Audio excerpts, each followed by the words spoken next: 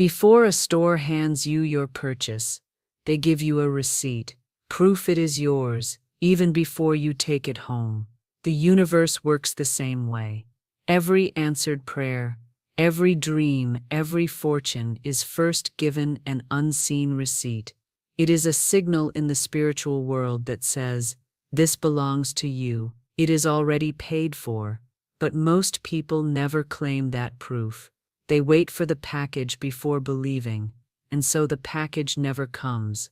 Today I will place that unseen receipt in your hands, so you can walk through life knowing, not hoping, not wishing, but knowing your good is already yours. You cannot receive what you do not first believe you own. In the world of spirit, the receipt comes before the possession. Long before the box is placed in your hands, heaven has already marked it as yours. This is what I call the unseen receipt, the invisible proof issued in the ledger of divine law, the very moment you align your desire with your spoken word. The world teaches you to wait for evidence before you believe. God's law demands that you believe before you see. That is the difference between spiritual mastery and spiritual delay. When you pay for something in a store, the clerk places a slip of paper in your hand. You may not yet have the package. Perhaps it will be delivered tomorrow. Perhaps it is being wrapped. But that slip is all the proof you need to walk out of the store in peace. You know the item is already paid for, already reserved in your name, already on its way to you. And you guard that paper because without it, you would have no proof to collect your purchase. The unseen receipt works the same way, only it is far more powerful. It is not printed on paper, it is etched into your spirit. It is your absolute conviction, your unshakable knowing that what you have spoken in faith is already paid for in full. It is issued not by a cashier but by the divine, and once given the universe must honor it, unless you throw it away through fear, doubt, or careless words. Let me tell you something important, something few truly grasp. The moment your desire rises within you, and you match it with a word of faith, the transaction in the unseen is complete. That unseen receipt is handed to you in the form of inner assurance, a calm, unwavering feeling that says, "This belongs to me. I am not chasing it. I am not begging for it. I am simply awaiting its arrival." This is not wishful thinking. This is spiritual law in motion. But here is where most souls falter. They pray, but then they doubt. They claim, but then they contradict. They speak faith in the morning, and fear in the night. They look for signs, and when they don't see them, they whisper, "Maybe it isn't coming." That is the same as tearing your receipt in half and throwing it into the wind. And when the universe arrives with your package, it finds no one holding proof. Delivery is delayed, not because heaven has denied you, but because you have denied yourself by letting go of your proof. Imagine this simple scene. You've ordered a beautiful coat from a shop, it's paid for, but the tailor needs a few days to adjust it. You leave with your receipt in your hand. 2 days later, you walk back in, and they ask for proof of purchase. If you've lost it, they cannot hand over the coat. It is yours, yes, but without the receipt, the connection between your payment and your possession is broken. In the spiritual world, doubt is the thief that steals your receipt. Fear is the fire that burns it before the package arrives. That is why I tell you, beloved, guard your unseen receipt as though your life depends on it, for in many ways it does. The quality of your life, the shape of your destiny, the unfolding of your dreams, all depend on whether you can hold proof before possession. This is the work of the soul, to keep that proof alive, bright and untouched by the shadows of circumstance. Now listen closely, because this is where so many miss the mark. The receipt is not an external sign. It is not the message from a friend, the letter in the post, the sudden phone call that says yes. Those are the delivery trucks, the couriers of heaven. The receipt comes first, and it is within you. You will know you have it when your heart stops asking if and begins declaring when. You will feel it when you no longer rehearse all the ways it might not happen. You will sense it when peace replaces panic, and joy begins to rise like the morning sun in your spirit. The unseen receipt changes how you carry yourself. A man holding a paid-in-full receipt does not pace the floor wondering if the store will honor it. He walks into the shop, holds it out, and says, "I've come for what's mine." So too must you walk into each day saying, "I've come for what's mine," even if the physical package has not yet arrived. Here is my advice to you, and I give it as one who has walked this law and seen its power work wonders. The moment you pray, the moment you speak, the moment you declare something as yours, see yourself receiving that unseen receipt. Picture it as clearly as you would picture paper in your hand. Hold it in your mind's eye, feel the certainty that it is done, and then, no matter what the outer world shouts, refuse to release it. Say to yourself again and again, "I have my proof, my blessing is mine. It is already paid for." This is why Jesus said, "Whatsoever things ye desire, when ye pray, believe that ye receive them, and ye shall have them." Notice he did not say, "When you pray, wait to see if it comes, and then believe." No, he said, "Believe now," and in that belief you hold the unseen receipt that guarantees delivery. Remember, the receipt does not create the blessing, it confirms it. The blessing already exists in the warehouse of heaven. The moment you hold proof in your spirit, the delivery process begins. Heaven cannot and will not deny a claim backed by faith. The only one who can cancel it is you. So today, my beloved, I ask you, are you holding your receipt, or have you let it slip from your grasp? If you've lost it, pick it up again. Speak your claim, seal it with your word, and from this day forward, guard it as the most precious possession you own, because it is. The true art of manifestation is learning to live as though you already have what is yet to arrive. I call this proof before possession. The world has taught you to believe after you see. Spirit demands that you believe before you see. That is the great reversal of divine law. Faith is not blind. It sees more clearly than human eyes ever could. It sees the finished house while the land is still empty. It sees the fruit while the seed is still buried. It sees the victory while the battle still rages. When you hold that unseen receipt in your spirit, you begin to carry yourself differently. Your words change. Your posture shifts. Your choices align with the reality of ownership, and the energy around you begins to adjust to match your belief. Do you know why? Because the universe does not respond to what you want. It responds to what you know. And owners know they own. Think about it. When you buy something expensive, something you value, and you've already paid for it, there's a confidence that comes over you. You don't pace the floor in worry. You don't beg the store to remember your order. You have proof. You walk with certainty. And it is that certainty, not the thing itself, that makes the store treat you differently, that makes the clerks move faster, that makes the process smooth. Now let me paint you a living picture. A woman buys a wedding dress months before the ceremony. The invitations haven't gone out. The flowers haven't been chosen. There isn't even a wedding date set, but that dress hangs in her closet, untouched and waiting. She does not call the shop every week. "Are you sure it's still mine?" She does not clutch her bank receipt in fear. She knows it is hers because she paid the price and she holds the proof. She acts in faith on that fact. She books the venue, she sends the invitations, she prepares for the day, because to her it's already a settled matter. That is the energy you must bring to your blessings. The unseen receipt you hold in the realm of spirit must give you the same confidence. It may not be printed on paper, but it is stamped on your soul. You may not be able to wave it in the air for the world to see, but you can carry it in your words, your actions, and your gratitude. Here's what I've learned from watching so many souls miss their appointed delivery. They delay their miracle because they refuse to act like the owner. They say, "When I have it, then I'll believe. When I see it, then I'll celebrate."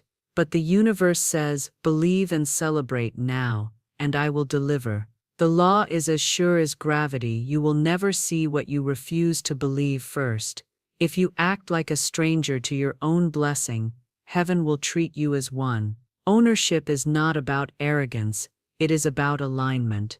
When you live as though you already have it, you create a spiritual vibration that tells the universe, "This is already mine.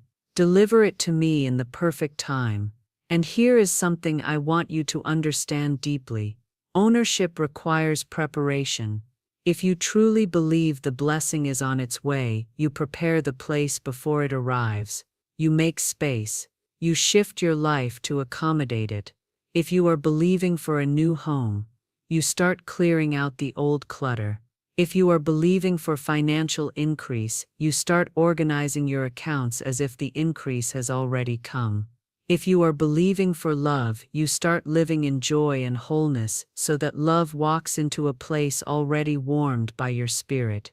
I have often told my students, heaven delivers to prepared places. The unprepared heart delays its own blessing, not because God is withholding, but because it has not made room to receive. You wouldn't order a new dining table and leave piles of boxes in the dining room, would you? No. You would clear the space so when it arrives, it fits perfectly. The same is true in spiritual law, and here is your gentle but firm refresher for the soul. Every doubt you allow is like setting your receipt down on the counter and walking away. The blessing is still yours in the records of heaven, but you've walked off without the proof. Without the proof, you will not step boldly into the place where delivery happens. So I say, keep it in your hand, guard it, protect it from the thief called fear and the pickpocket called delay. And perhaps most importantly, let your joy be your proof, let your gratitude be your proof, let your peace be your proof. These are not just pleasant emotions, they are the spiritual documents that prove you believe the blessing is already in your possession. When you can smile and say, "It's mine," before it arrives, the universe hears that as your signature of acceptance. The one who proves before possession does not live in restless longing. They live in quiet expectation, and expectation is not desperation, it is calm, steady knowing. And those who know never wait long for the knock on the door. I tell you now, your words are your signature in the ledger of the universe. Every syllable you speak signs your name to something in the unseen. You cannot escape it. You cannot speak idly. You cannot scatter words as though they were feathers in the wind. For each one is a command, a seal, a decree that the law of God will fulfill without error. What are you signing for today? Are your words signing for peace, for abundance, for love, for opportunity? Or have you, without realizing it, been signing for lack, for struggle, for delay? You cannot speak both ways. Sweet water and bitter cannot flow from the same spring. Blessing and cursing cannot live together in the same mouth. When you speak in faith, you place your invisible signature upon your blessing, marking it as yours, beyond dispute, beyond theft, beyond delay. But when you speak in fear, in doubt, in complaint, you sign for the wrong delivery, and heaven's perfect supply stands at your door, unable to enter. I tell you, never speak unless you are willing for your words to be made flesh. The spiritual law does not laugh at your jokes, does not excuse your "just kidding," does not ignore your mutterings in frustration. The law hears, the law records, and the law delivers. That is why I keep my lips in alignment with my vision. That is why I speak only what I am willing to receive. Your words are not weak things, they are the very ink that writes your life's story. If you continually sign for small, you cannot receive great. If you continually sign for delay, you cannot receive now. If you continually sign for just enough, you cannot receive overflow. Many of you speak faith in the morning and erase it by nightfall. You pray, I have my good now, and then you tell your neighbor, it will probably take a long time. My dear one, do you not see? You have torn up your own receipt. The angels are ready to deliver, but they cannot bring you a blessing you have declined with your own tongue. Every time you open your mouth, you either confirm the receipt or you void it. There is no neutral language. There are no idle words. Every word goes out with an assignment, and it will complete that assignment faithfully. Speak health, and health begins to arrange itself around you. Speak lack, and lack begins to arrange itself around you. I will give you a picture. Imagine you have gone into a fine shop and purchased a beautiful coat. The clerk gives you the receipt, but the coat will be delivered later that day. You step outside, proud of your purchase, but halfway home, you toss the receipt in the gutter. What happens when the delivery boy comes? He knocks, but without your receipt, you cannot prove the coat is yours. That is what happens when you speak faith and then contradict it. You throw away your own proof. And here, I give you a refresher. Guard your words as you would guard the key to your home.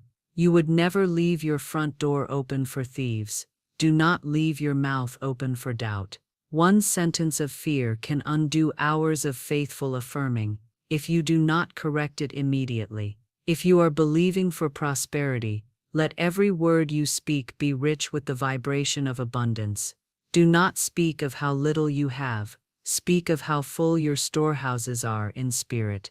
If you are believing for health, do not rehearse your pains to every ear that will listen. Speak of your vitality, your wholeness, your divine perfection. If you are believing for love, do not speak of loneliness. Speak as though the one who loves you perfectly is already beside you. I tell you this, because I know the law. Words spoken with faith are orders placed in heaven's storehouse. They will not be ignored. But words spoken in fear place orders in the wrong warehouse, and those too will be delivered, sometimes faster than you think. Therefore, let your tongue become your most faithful servant. Let it sign for joy in the morning, for provision at noon, for peace at night.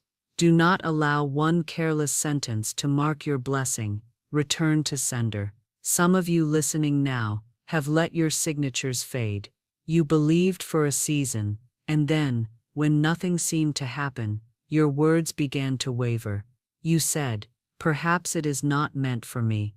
Perhaps God has forgotten. I tell you, the receipt is still valid. The delivery is still scheduled. Heaven has not sold your blessing to another. It waits for you to put your name back upon it with the ink of your tongue. Speak it again. Say it again. Declare, this is mine. It is done. It is finished. And as surely as the sun rises without your asking, the law will bring to you what you have faithfully signed for. So now, before this moment passes, seal your blessing with your words, right where you are, under your breath or aloud. Say, it is mine now. I receive it now. I give thanks that it is done. You have just signed for your package in the courts of heaven, and heaven never loses a record. When you have signed for your blessing in the unseen, your next task is to live as though the delivery is already on its way. The world says, I'll believe it when I see it.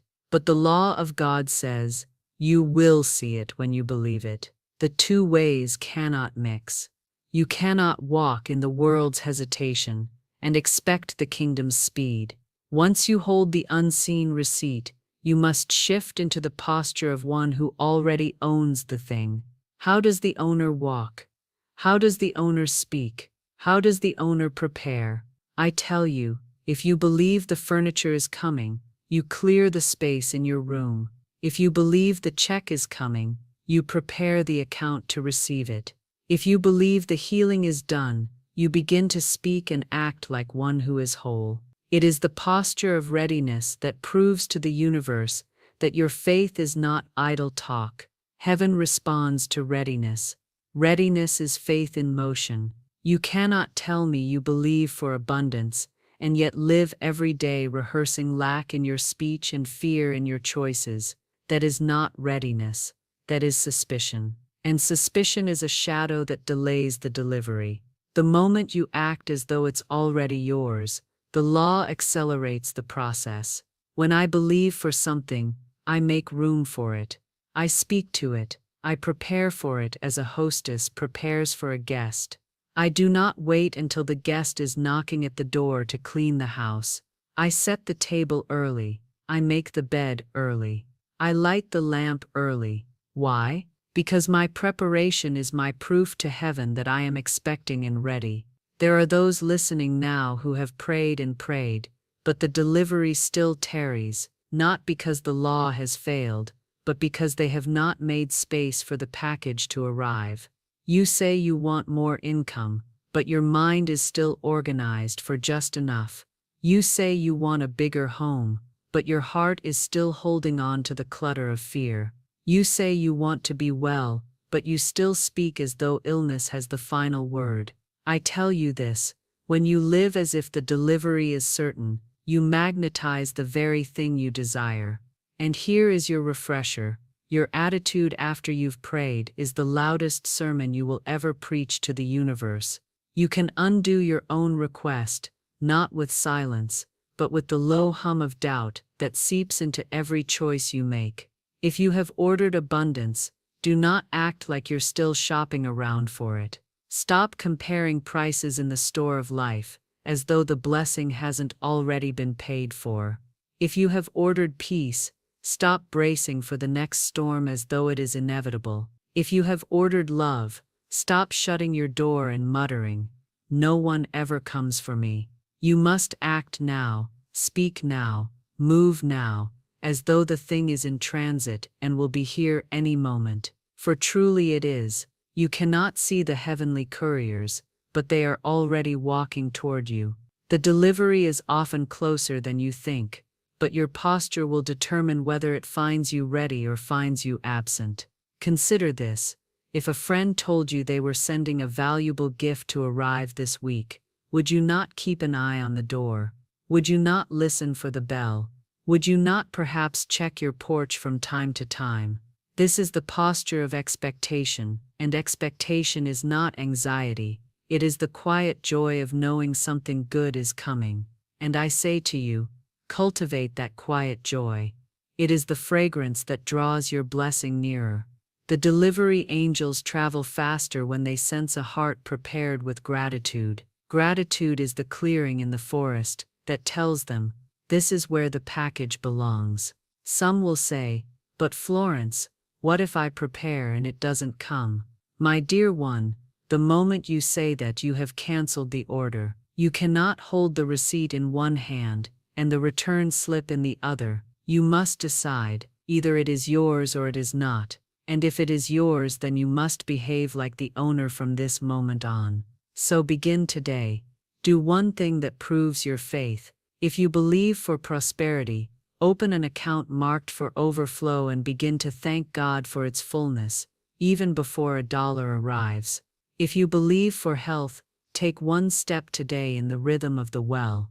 Perhaps it is the way you stand, the way you breathe, the way you choose your food. If you believe for a home, begin to bless the walls where you are now, and envision the ones that are on their way. Live in the vibration of the answer, not the shadow of the question. This is the posture that causes heaven to say, this one is ready. This one will not waste what is given. This one believes. And when heaven says that about you, my dear, the unseen receipt you hold will not remain unseen for long. When the blessing is already in motion, your work is not finished, it has only changed. Now your task is to guard the delivery until it arrives in your hands. The unseen receipt is yours, the delivery is on the way, but the journey between the storehouse of heaven and the doorstep of your life is a sacred corridor. And in that corridor, distractions and thieves often wait. I do not speak of thieves in the form of people. I speak of the silent robbers, doubt, fear, careless words, and old habits of lack. These are the shadows that slip into your mind when you are weary of waiting. They whisper, "Perhaps it is not coming after all. Perhaps you imagined it. Perhaps you asked too much." My dear, these are lies spoken in the accent of delay. They are not truth. They are tests. When you guard the delivery, you do not allow your mind to become the enemy of your faith. You remember every day that the law of God does not fail. Delivery may appear slow to the human eye, but it is exact in the realm of spirit. The moment you accepted your unseen receipt, the transaction was sealed. Your role now is to stand watch as a sentinel at the gate of your own words and thoughts. Think of a shepherd guarding a flock. The sheep are on their way home from the pasture, but until they are safely in the fold, the shepherd stays alert. So must you. You cannot grow lazy in your faith while the package is still traveling. If the shepherd sleeps, the wolves move in. If you sleep in your spirit, the wolves of doubt will come for your blessing. And here is your refresher. What you say while waiting is the bridge your blessing must cross to reach you. If the bridge is cracked with complaint or weakened with fear, the package may arrive only to find no safe place to land. Guarding the delivery means speaking only words that match your receipt. If you have signed for abundance, then you speak as one who has more than enough, even when the pockets feel empty. If you have signed for healing, then you speak as one whose body is whole, even when symptoms knock at your door. If you have signed for reconciliation, then you speak as one whose relationships are already restored, even when silence lingers between you and the other. It is easy to speak faith when the answer has already come, but I tell you, the universe is most moved by those who speak faith while the room still looks empty. This is the language of the unseen receipt, the dialect of divine delivery. Now listen closely. There will be moments when the enemy of your mind sends a false delivery notice. This comes in the form of partial blessings or counterfeit opportunities meant to distract you from the fullness of what you ordered. Do not settle for a fraction when the whole has been paid for. If you asked for the best, do not sign for the second best. If you asked for the complete healing, do not agree to better than before but still in pain. The law of God is exact. It delivers precisely what your faith has signed for. Guarding the delivery also means refusing to let others talk you out of it. Not everyone will understand your conviction. Some will call you unrealistic. Some will tell you to be reasonable or prepare for disappointment. But beloved, you are not living according to the reason of man. You are living according to the reason of heaven. And heaven has no reason to fail. When I have believed for something, I guard my tongue as if it were a vault. I do not spill my faith into the ears of those who will trample it. I speak only to those who will guard it with me, or I speak to God alone. For the one who mocks your faith is a thief in disguise, and thieves do not deserve the combination to your vault. The guarding is not always loud. Sometimes it is the quiet refusal to let fear nest in your heart.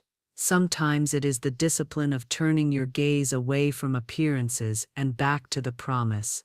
Sometimes it is simply breathing deep, holding your unseen receipt close, and saying, "It is mine, it is mine, it is mine." And here is the truth. The longer you hold your receipt with steady hands, the stronger your delivery becomes. The universe watches for the one who can keep faith alive in the gap between spoken and seen. That one will never be left without the answer. So keep your eyes on the door, your words on the promise, your heart on the truth. The package is not lost. It has not been delayed beyond the perfect time. The couriers of heaven do not miss their mark. And when the knock finally comes, you will open the door to find the very thing you dared to believe for whole, complete, and exactly as you claimed it. When the knock comes at your door, you must open it without trembling. Too many souls labor in prayer, stand guard in faith, and yet when the moment of delivery arrives, they shrink back, they hesitate, they feel unworthy. They look at the blessing they have longed for and whisper, "Is this really for me?" Beloved, you must understand. The very moment you question whether the package is yours, you are handing it back to the courier. Heaven does not deliver on trial. It delivers by title deed. The unseen receipt you have carried all this time is the proof, and proof demands no apology. When you receive without hesitation, you align yourself with the rhythm of divine law.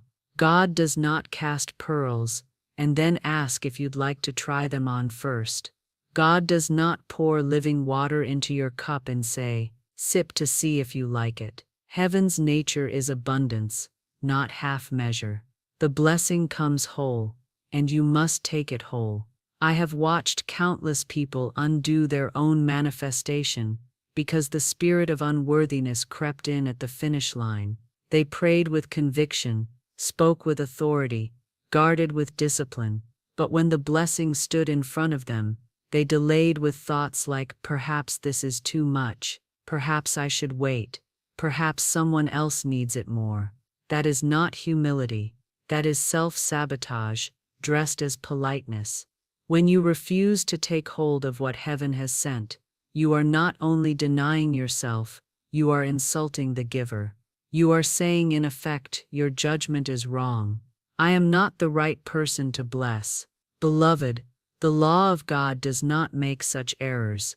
If it has come to your door, it has your name written upon it in letters. The angels can read. And here is your refresher for this moment.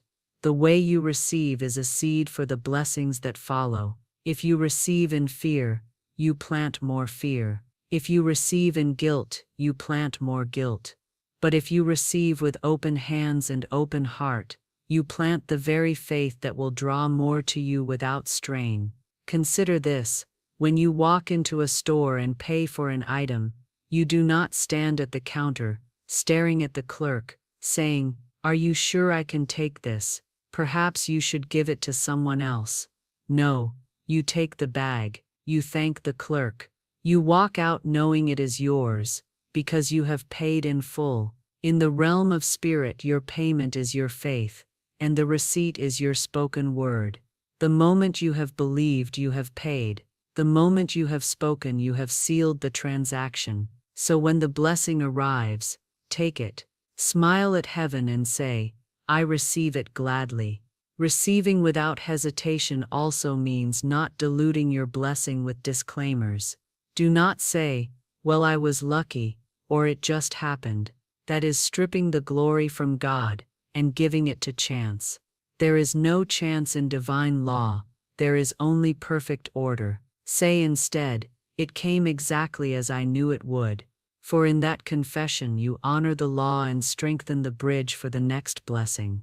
You may find that when you receive boldly, some will not understand. They may say you are greedy, arrogant, or self-centered. Let them speak.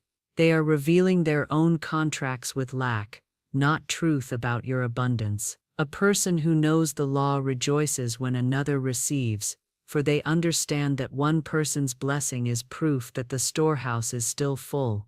Do not flinch when your blessing is large. Do not tone it down to make others comfortable. The size of your manifestation is not a measure of your worthiness, it is a measure of your faith. If you believed for something grand, then the delivery will be grand. Shrinking from it will not make you holy, but it may make you poor again. Remember, beloved, that hesitation is not neutral. It is active resistance to the flow of divine supply. It slows the river that was rushing to you. It sends the message to heaven, "Perhaps I do not need it after all." And heaven, being obedient to your words and vibrations, will withdraw the waters until you call again. I tell you, when the package arrives, open it wide, wear the coat, drive the car, sign the papers, step into the house, deposit the check, Speak the promise as fulfilled. Use what has been given without the tremor of guilt. This is not about flaunting, it is about fulfilling the purpose for which you called it forth. Blessings are not museum pieces to be admired from a distance. They are tools for your destiny, meant to be used, multiplied and shared. Yes, shared. For when you receive without hesitation, you place yourself in the overflow, and from the overflow, you give, not from guilt, but from joy, not to prove you deserve it, but because you know there is more where this came from. That is the rhythm of divine circulation. Receive fully, use fully, give freely, and receive again. So I say to you now, hold your unseen receipt close, until the day of delivery, and when that knock comes, answer with confidence. Let there be no pause between heaven's gift and your hand. Say with your spirit, "It is mine," and let the whole of creation hear the sound of a child of God taking what is already theirs. Beloved, you have now heard the truth that many live their whole lives without knowing. The blessing you long for is not somewhere far away, hidden in the fog of chance. It is already marked for you. It is already in motion toward you. And you, not the world, not the economy, not the opinions of others, you hold the unseen receipt in your hand. You have learned that before anything shows up in your bank account, it must first be born in the unseen. You have learned that the name you speak over your desire is the address heaven uses to find you. You have learned that guarding your words and your atmosphere is how you protect what you've ordered from being stolen before it arrives. You have learned to stand firm when doubt tries to trick you into thinking your receipt has expired. And now you know the final key, that when the delivery comes, you must take it without hesitation, as one who knows the bill has been paid in full. This is the rhythm of divine law. Name it, claim it, guard it, stand for it, receive it. Not one part can be skipped, not one part is optional. And when you live this way, your life becomes a living testimony, proof to everyone watching that faith is not fantasy, and God's supply is not scarce. Now I tell you, the moment this video ends, the spiritual clock starts ticking on the blessing you've been carrying in your heart. Heaven is looking for your address. It is listening for your voice. It is watching for your readiness. So take this moment right here, and speak it aloud. I have my unseen receipt and my blessing is on its way. It is mine, and I receive it without hesitation. Write it below in the comments. For what you write and speak you seal. Let the universe hear it. Let the angels read it, and let your own heart believe it. And when the knock comes, beloved, answer the door.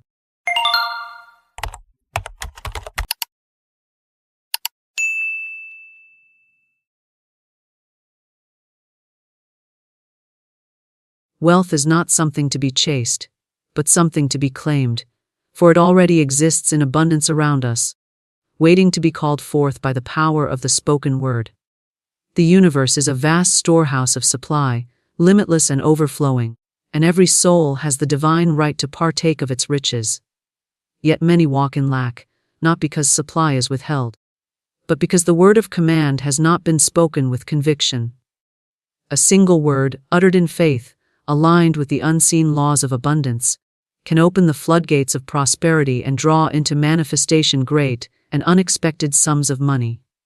When one speaks with authority, knowing that the word is the bridge between the invisible and the visible, mountains move and doors swing wide. The law is exact, and it never fails. Whatever is spoken with unwavering faith is magnetized, clothed in form, and brought forth into the material world. To speak once with power, with the full force of belief, is enough to summon fortune, for spirit does not measure by repetition, but by the vibration behind the word. Many believe that prosperity must come by toil and struggle, yet this is not so. Strain and worry only bind the flow of supply. True riches come as gifts, moving through channels unexpected, unlabored, and often miraculous.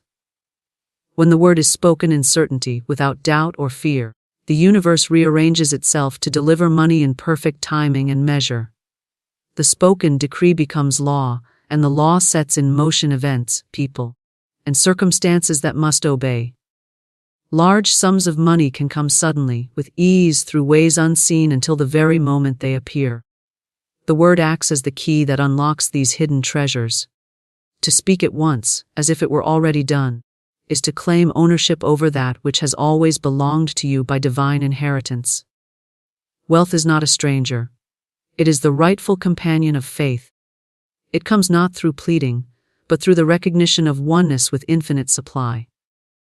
One must not speak in doubt, for doubt scatters the seed. To declare a word once, with the strength of unshakable faith, is to plant a seed in the soil of the unseen. That seed contains the full harvest within it, and the law of growth cannot be stopped. The moment of manifestation is certain, though it may arrive in silence, like the dawn breaking without announcement. What is spoken in alignment with divine law is already done in the invisible, and soon must appear in the visible. Money is energy, and energy obeys the command of the word. A single decree, spoken with the certainty that it cannot fail, will draw great sums to the speaker. Supply knows no limit, and the channels through which it comes are beyond imagining. Speak the word once, and hold in mind its truth. Then watch as fortune, unexpected and overflowing, rushes forth to meet you. The spoken word is the bridge between the unseen and the seen, and few truly realize the depth of its power. Words are not merely sounds formed by the tongue and lips, they are carriers of vibration, clothed with creative force, and charged with divine energy. From the very beginning of creation, it has been the word that called form out of formlessness, order out of chaos, and light out of darkness. The same eternal principle operates within every soul, for humanity was created in likeness to the creative source. Therefore, when one speaks with intention and faith, the word becomes law, and the unseen responds with form. The spoken word is the tool through which invisible substance takes shape, and it is the very key by which desires are translated into reality. Every thought holds vibration, but it is the word that gives thought direction and command.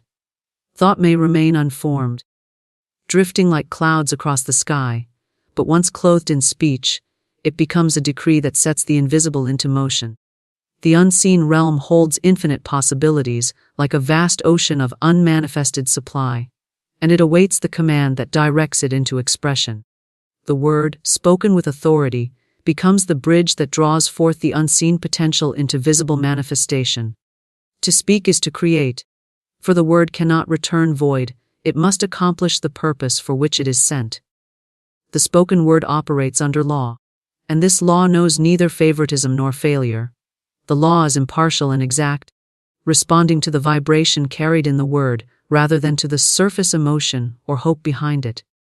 If one speaks in fear or doubt, the word carries that vibration into the unseen, and the result will mirror the fear that gave it life.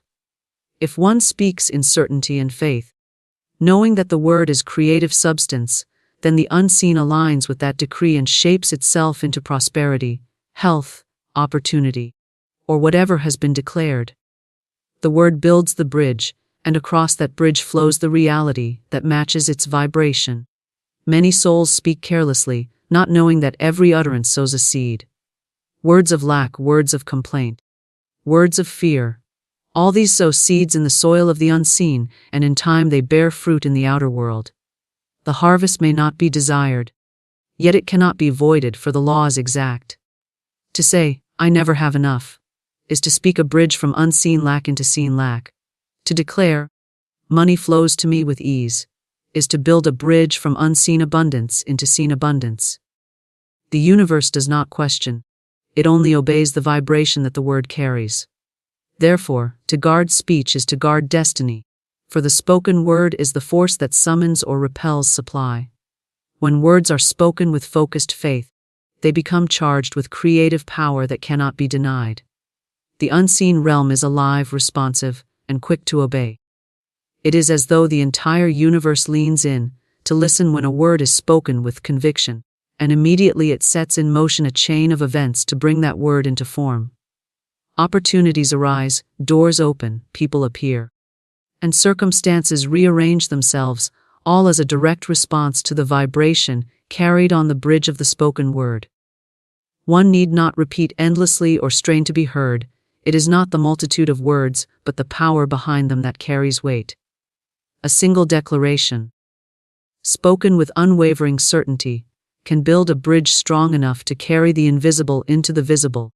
The spoken word does not merely describe life, it directs it. Words are not echoes of what is, but commands of what shall be.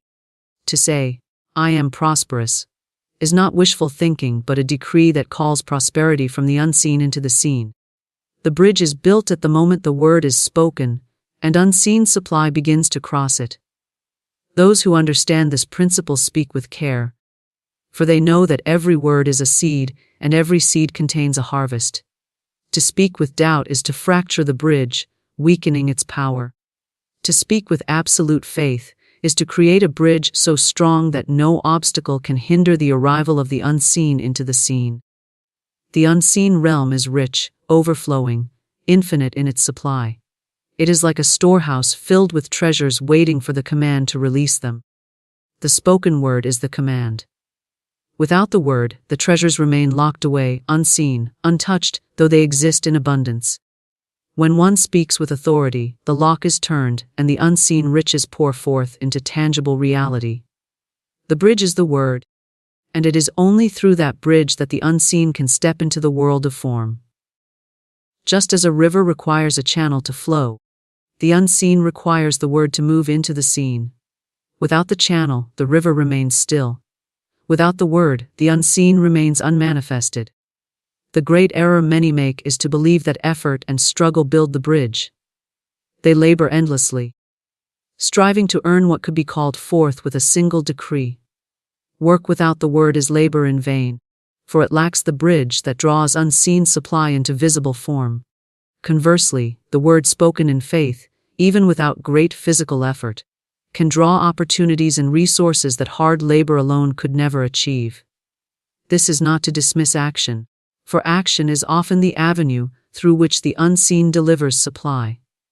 But action without the spoken decree is like walking a path that leads nowhere, while the spoken word opens the path of destiny. When one understands that the spoken word is the bridge, speech becomes sacred. Every utterance is weighed, every phrase considered, for nothing spoken is without effect. Idle words are idle only in appearance. In truth, they are creative decrees sent forth to shape reality. To speak of lack, even in jest, is to create lack. To speak of wealth, even before it is seen, is to create wealth. The unseen listens to every vibration, and the word is the instrument through which it is summoned. By speaking, one directs the unseen into shape, and that shape must appear in due season.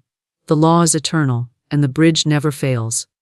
A single decree, spoken in faith, carries full power, and this truth has been hidden in plain sight for those who have eyes to see and ears to hear. Many imagine that they must repeat affirmations endlessly, that the power lies in the volume of words spoken, when in reality it lies in the force of conviction behind the decree. One word, uttered with certainty, charged with the fire of belief, carries more power than 1,000 words spoken in doubt or fear. The universe does not respond to repetition without faith, it responds to vibration, to the energy clothed within the word, to the authority with which it is declared. When faith saturates a decree, the unseen instantly moves into alignment, setting in motion a chain of events to bring the decree into visible form. Faith is not mere hope or wishful thinking, for hope is often mixed with doubt, and doubt fractures the creative current. Faith is knowing, a deep inner conviction that what is spoken already exists in the unseen, and is now being called into the seen. When one speaks a decree with this kind of knowing, it carries the full weight of creation itself. The unseen has no choice but to obey, for the decree has been spoken in alignment with divine law, and divine law never fails. Just as a seed contains within itself the complete pattern of the tree, a decree spoken in faith contains within itself the full manifestation of the desired outcome. Nothing more needs to be added. It only needs to unfold in its appointed time. The power of a single decree can be likened to the strike of a match in a darkened room.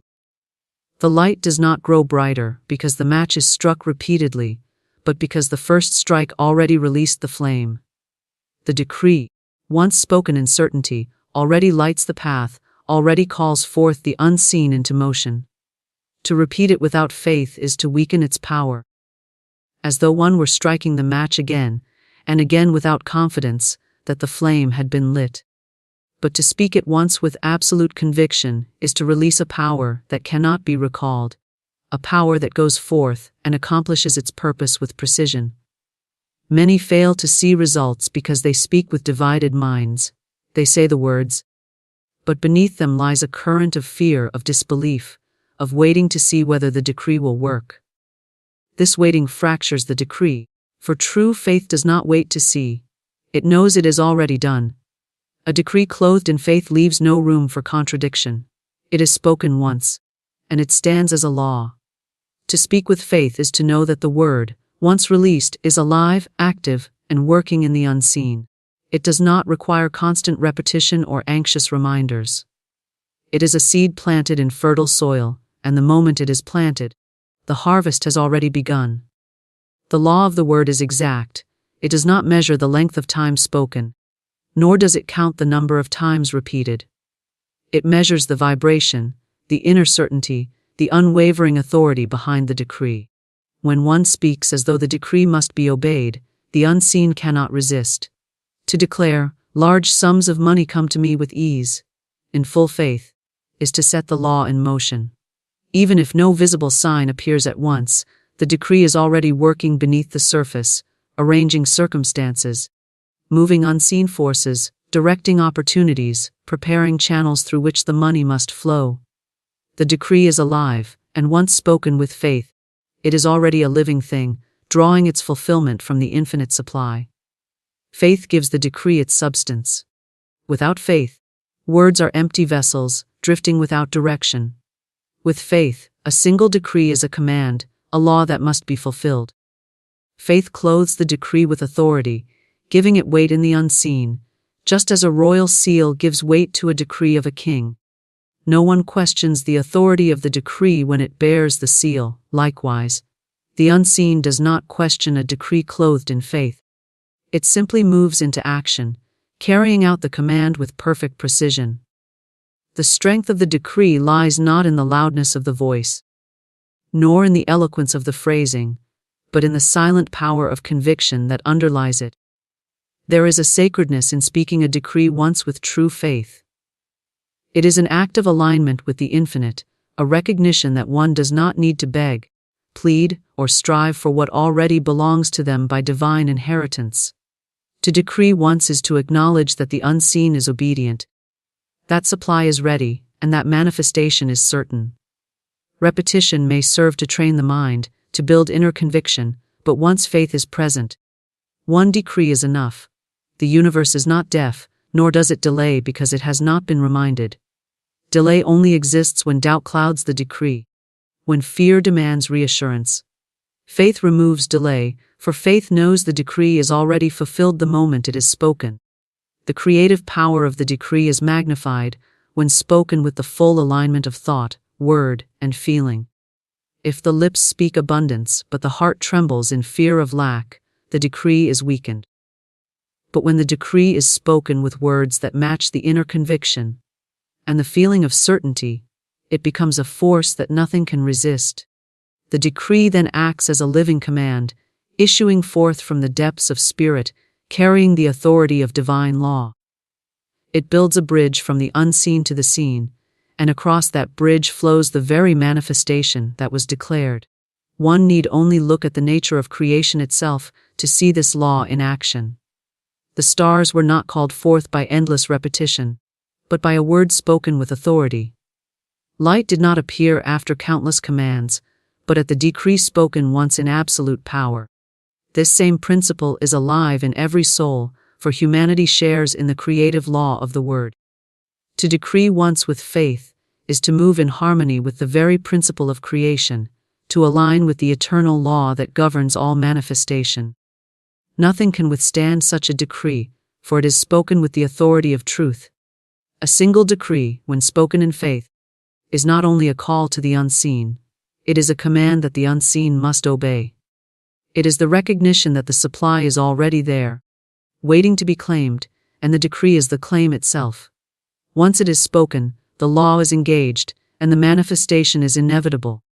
The power lies not in the many words, but in the certainty of the one word, the decree clothed in faith, alive with conviction, burning with the fire of knowing.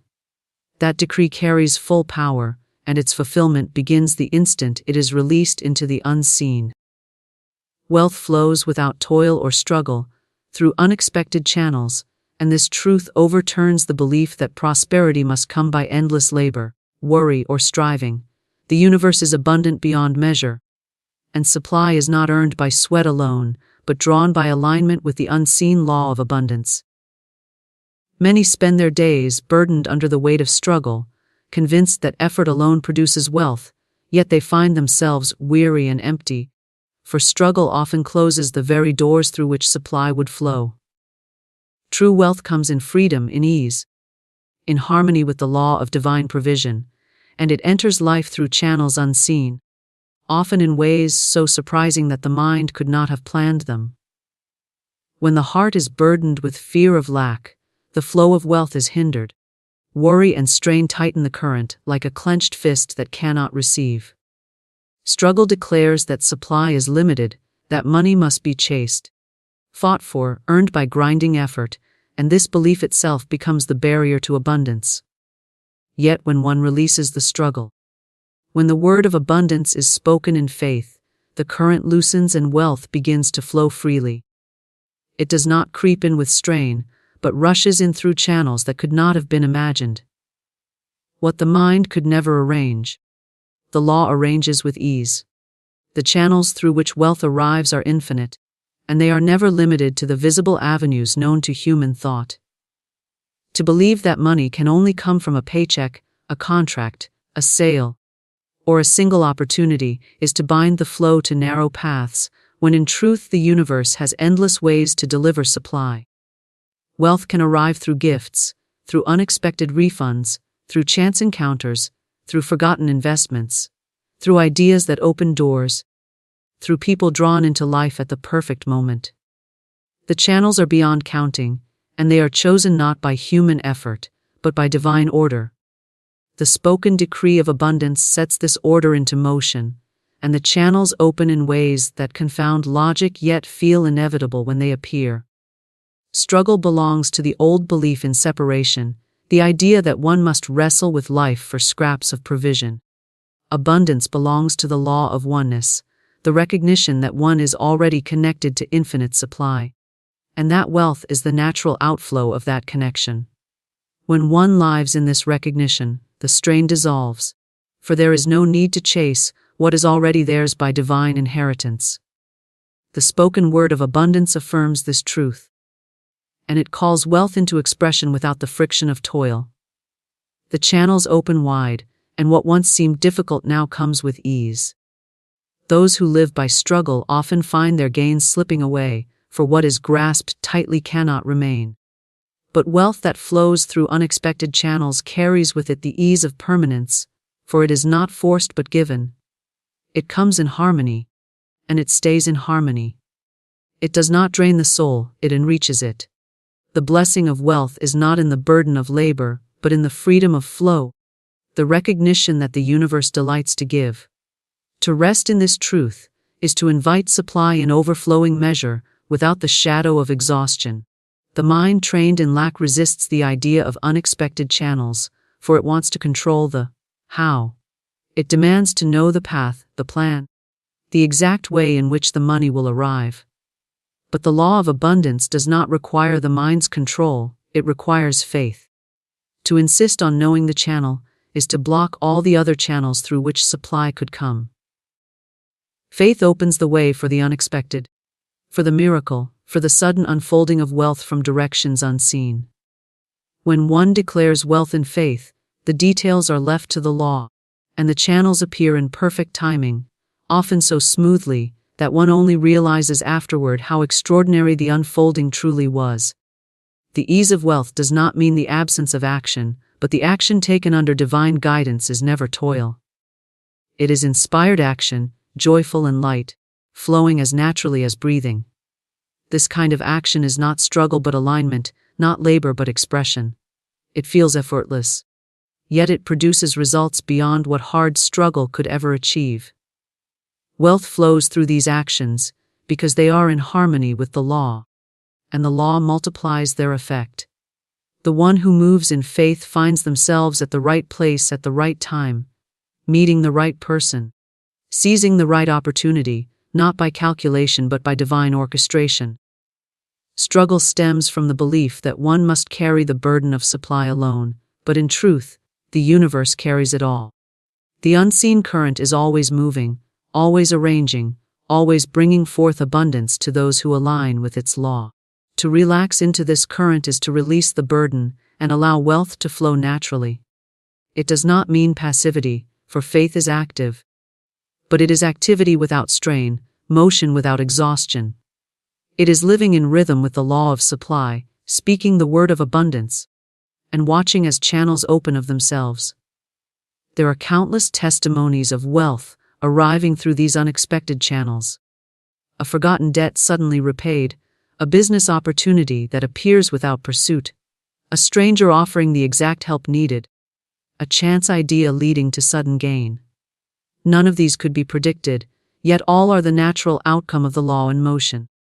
The decree spoken in faith sets the unseen to work, and the unseen arranges the visible in ways beyond calculation. What seems like coincidence is law unfolding, what seems like chance is order expressing itself, and what seems miraculous is simply the natural flow of abundance freed from the chains of struggle. Wealth is meant to flow as freely as air or water, not to be hoarded by struggle or chased with fear. The universe holds no scarcity, only infinite channels through which supply can appear. To believe otherwise is to live in shadow, but to affirm the truth is to stand in light. The single decree spoken in faith opens the way. And once the way is open, wealth moves as naturally as the river moves to the sea. It does not strain, it does not toil, it simply flows, and its flow is endless. Wealth does not ask to be forced, it only asks to be allowed, and when one allows it, it comes through channels that astonish, uplift, and transform. Doubt scatters the seed, certainty ensures manifestation. And this truth explains why many who speak words of abundance see little fruit, while others who speak once with unwavering faith see their decrees blossom into reality. The spoken word is always creative, but the power of that creation depends on the vibration that carries it.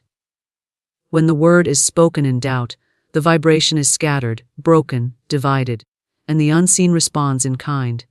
It reflects back uncertainty, confusion, delay, and partial results.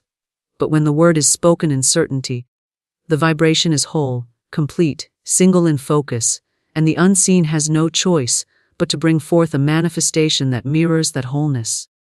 The law is exact, and it cannot be fooled by surface repetition or outward effort. It answers only to the inner certainty with which the word is clothed. The seed of a decree is planted in the soil of the unseen the moment it is spoken.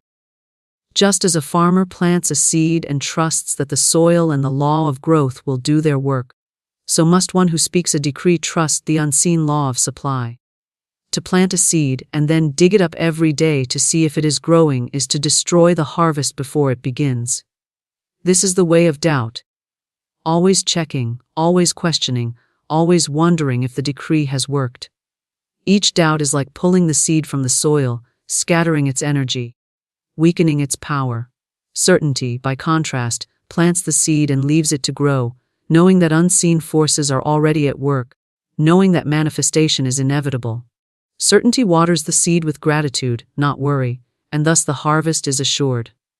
Doubt is divided energy, and divided energy cannot create in fullness.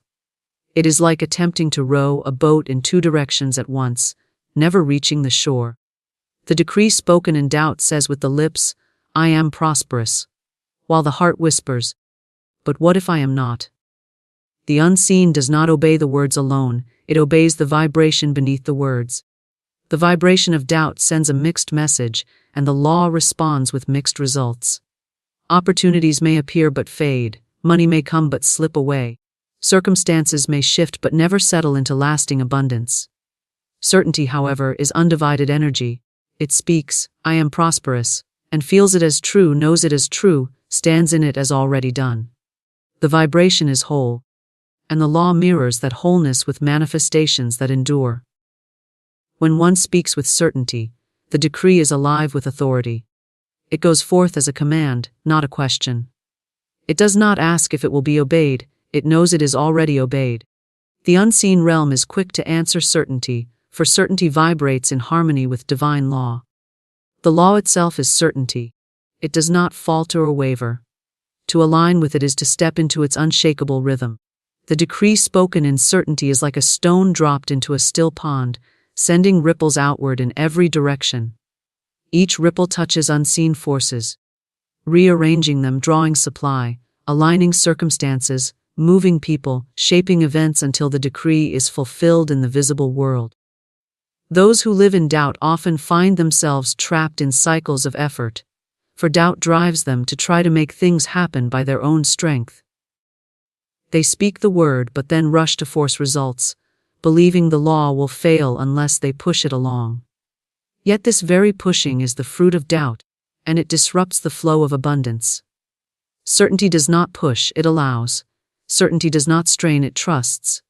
When the word is spoken in certainty, one can rest in the knowing that the unseen is already at work, and that results are unfolding, even when they are not yet visible. Just as a seed grows in the darkness of the soil, before sprouting above the ground, so does a decree unfold in the unseen before it appears in form. Doubt digs into the soil, disturbing the process. Certainty allows it to complete itself without interference. Doubt is fear disguised as reason. It whispers that the law might fail, that the unseen cannot be trusted, that one must cling to what is visible. It is the voice of limitation, keeping the soul chained to lack. Certainty, on the other hand, is faith in action. It speaks as if the unseen were already seen, and in doing so, it pulls the unseen into visibility. Certainty is bold, unafraid to declare abundance, even when the outer world reflects lack. It knows that the outer world is only a reflection, a shadow, and that the true substance lies in the unseen. To stand in certainty is to hold steady while the shadow shifts, knowing that soon the reflection must align with the decree. Every decree is a seed, and the law of harvest is unbreakable. What is planted will grow, but its growth depends on the condition of the soil. Doubt is rocky, dry. An unstable soil, seeds scattered there cannot take root. Certainty is rich, fertile soil, seeds planted there flourish without effort. The decree spoken in certainty does not need to be shouted or repeated endlessly. A whisper of certainty has more power than 1,000 cries of doubt. It is not the noise that moves the law but the vibration of faith. One word spoken with certainty is enough to set the entire universe into motion on behalf of the decree. Certainty ensures manifestation because it aligns the inner world with the outer. It removes the fractures of doubt, the hesitations of fear, the contradictions of double-mindedness. It unifies thought, word, and feeling into a single stream of power, and that stream flows directly into manifestation. Doubt interrupts the stream, scattering it into many directions, weakening its force. Certainty gathers it, focuses it, directs it with precision, and the unseen responds instantly. The manifestation is not delayed, because the decree must struggle to be fulfilled. It is delayed only when doubt interrupts the flow. Remove the doubt, and manifestation moves swiftly, naturally, without hindrance. Those who learn to speak with certainty discover that wealth, health, opportunity, and success come with ease, not struggle. They do not waste energy questioning whether the decree will work. They know it is already working. They do not watch the clock, anxiously waiting for results. They rest in the assurance that the harvest is inevitable. They do not scatter their energy by speaking in contradiction. They remain steady, unwavering, single in focus. Their certainty becomes magnetic, drawing supply from every direction, opening doors they did not know existed, aligning them with opportunities beyond their imagining. Doubt pushes wealth away, but certainty draws it near, for certainty carries the vibration of completion, and the law always completes what has been spoken in faith. The difference between doubt and certainty is the difference between wandering and arrival. Doubt keeps the soul wandering, never settled, never fulfilled, always searching for evidence, always waiting for proof. Certainty arrives at once, for it declares the decree as already fulfilled, already done, already manifested in the unseen, and therefore guaranteed to appear in the seen. This inner arrival brings peace, and in that peace, manifestation unfolds with grace.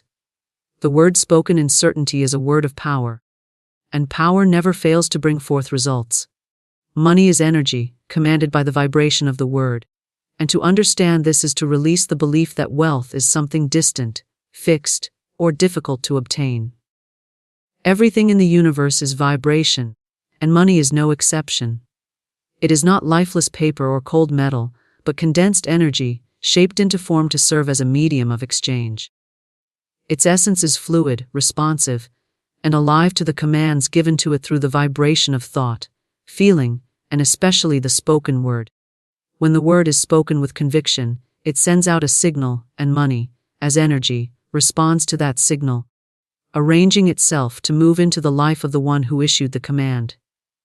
To see money as energy is to understand that it flows like a current, always moving, never static. Just as electricity moves where it is directed by a circuit, so does money flow where it is directed by vibration. Those who speak words of lack direct the energy of money away from themselves, for the command, "I never have enough," is a decree that repels supply. Those who speak words of abundance draw money toward themselves, for the decree, "I live in overflowing wealth," is a vibration that magnetizes energy in the form of money. The law is impartial, responding not to hope or desire but to the vibration of the word, and money must obey, for it is energy subject to law. When one speaks with certainty, the vibration is whole and strong, and money responds swiftly. When one speaks with doubt, the vibration is broken, and money responds with delay, inconsistency, or absence. The energy of money is obedient, yet it requires clarity. Just as a tuning fork sets the air vibrating at a precise pitch, the word sets the unseen vibrating at a frequency that summons its match. Speak abundance in faith, and the unseen vibrates with abundance, drawing money from channels expected and unexpected. Speak fear and doubt, and the unseen vibrates with lack, closing channels and scattering opportunities. The word commands, and money as energy follows. The flow of money is never about effort alone, for effort without vibration often produces little gain.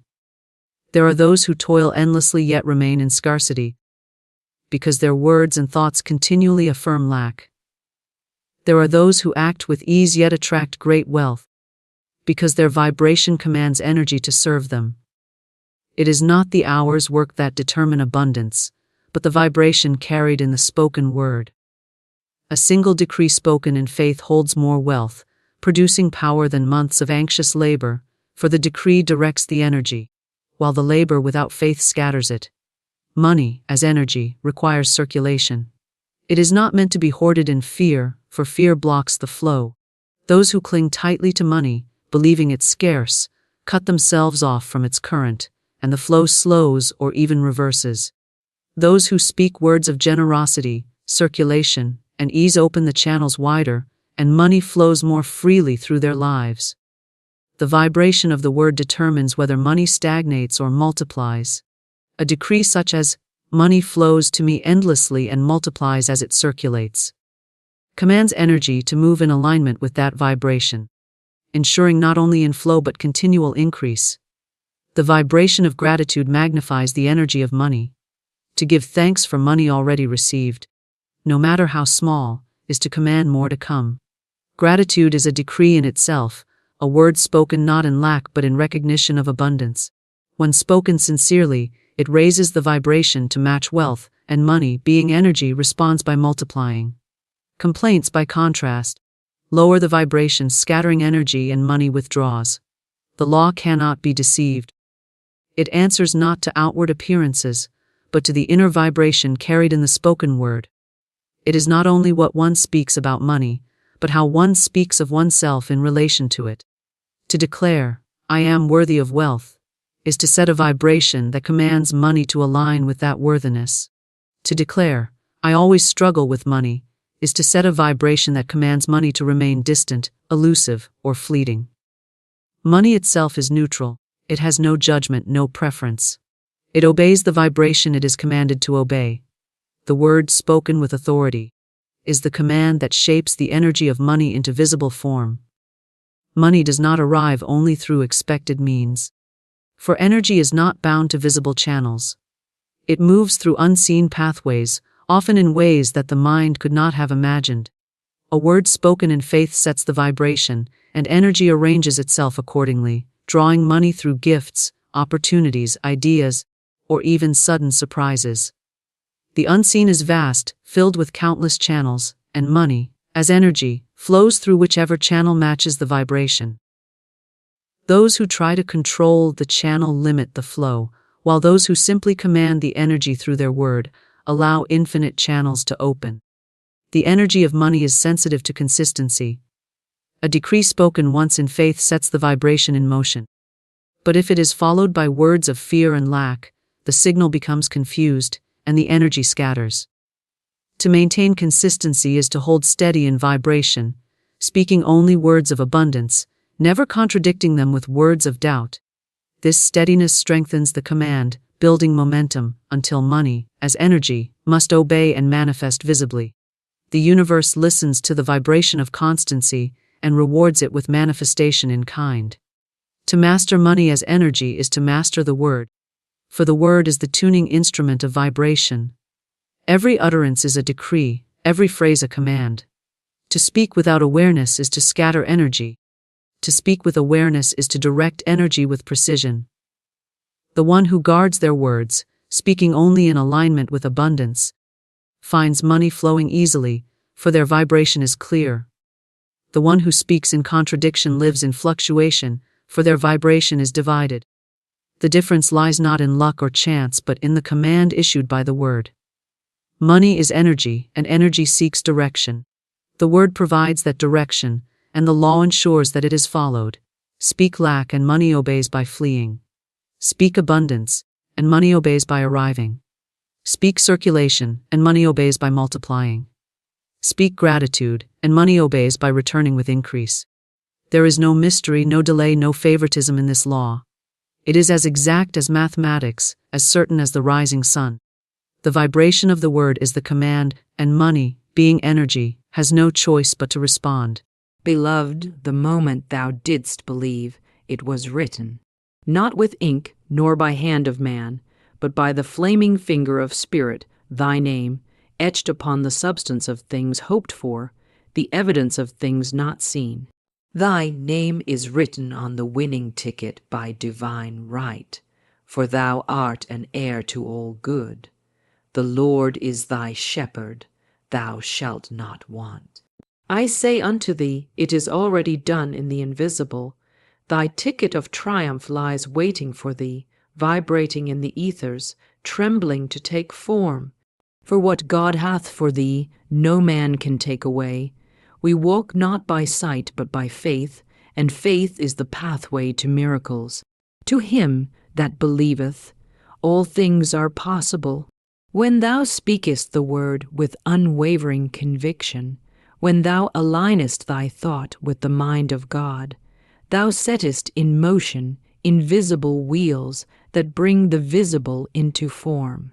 The winning ticket is not mere paper. It is a spiritual symbol, a token of thy unwavering faith in divine supply. It is not about luck, chance, or numbers. It is about alignment. It is about knowing, not hoping, not wishing, but knowing that thy good is assured, thy victory certain, thy name already chosen. Man in his ignorance may scurry and strive, counting odds and measuring chances. But thou, dear listener of truth, thou standest still and see the salvation of the Lord. The battle is not yours, it is God's. The ticket comes not through toil, but through trust, not through chasing, but through choosing. When thou choose to believe that the universe is friendly, When thou choose to rest in the law of divine right, thy supply cometh like the dawn, steady, sure, and shining. The winning ticket is a manifestation of thy consciousness, as within, so without. If thou be filled with lack, limitation, and fear, the outer world shall mirror thy inner chaos. But when thy heart is tuned to the frequency of abundance, when thou declarest boldly, I walk in victory, I dwell in divine timing, I receive my good now. The universe echoes thy decree and rushes to fulfill it. Heaven and earth pass away, but the word of God shall not return void. It shall accomplish that which it is sent to do. I tell thee now, the winning tick, it is thy divine inheritance. Thy name upon it is not a fluke, not a gamble, not a maybe. It is a covenant, a spiritual seal. For the Lord giveth thee power to get wealth, that he may establish his covenant. The wealth of the wicked is laid up for the just, and thou art just not by works, but by faith, not by striving, but by surrender. Begin now to speak it aloud with holy confidence and sacred rhythm. My name is written on the winning ticket by divine right. It is mine. It is done, it is finished in spirit, and I receive it in joy, for when thou speakest, thou claimest, and what thou claimest in faith appears in form. As a man thinketh in his heart, so is he. Let thy thought be victorious. Let thy mind be renewed. Let thy tongue become a trumpet of triumph. Speak not of doubt. Speak not of delay. Speak not of defeat, for the Lord thy God in the midst of thee is mighty. He will save, he will rejoice over thee with joy. Thou art surrounded by invisible forces of good angels, messengers, currents of light, all working to bring thee into alignment with thy winning moment. The spiritual truth behind winning is this: there is no competition in spirit, no scarcity, no rivalry. Thy name on the ticket does not rob another. There is no limit in the storehouse of heaven. Thy winning does not mean another's loss. It is not a game of chance, but a demonstration of divine order. Thy win is the out, picturing of thy inner knowing, thy holy boldness, thy unwavering decision to trust the process of God. Take no thought for how. Leave the method to the mind divine. Be thou faithful to the vision. Hold the image of victory in thy sacred imagination, for the imagination is God's workshop. What thou seest within, thou shalt hold without. If thou seest thyself as one who always wins, as one whose name is already called, the universe shall make haste to perform it. Let not the noise of the world distract thee. Let not mockers shake thee. For what is written in spirit cannot be erased by man. Thy name is written, beloved. The ink is eternal. The scroll is unrolled. The ticket is thine not by merit, but by grace. Not by works, but by the divine blueprint of thy soul's design. Lift up thine eyes. Lift up thy vibration. Let thy words be seasoned with certainty. Let thy heart beat with joy before the manifestation comes. For joy is the signal, the magnet, the call. When thou rejoicest before the result, thou declarest thy faith in the unseen. And that faith pleases God. Without faith it is impossible to please him, but with it thou movest mountains. Begin to see it not just in thy dreams, but in thy reality. Feel it in thy hands, sense it in thy bones, know it in thy spirit. For when thou knowest something is already thine, it comes effortlessly, it comes like breath, it comes like grace, it comes like the morning sun, inevitable, unstoppable, divine. Say it with me now, for the word spoken with faith shall not return void. My name is written on the winning ticket by divine right. I do not compete, I do not beg, I do not doubt, I simply receive, for the Lord has gone before me, making the crooked places straight. My ticket is delivered, my name is called, my victory is here.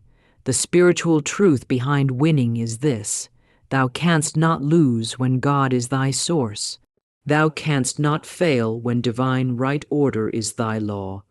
Thou canst not be left behind when infinite intelligence is working on thy behalf.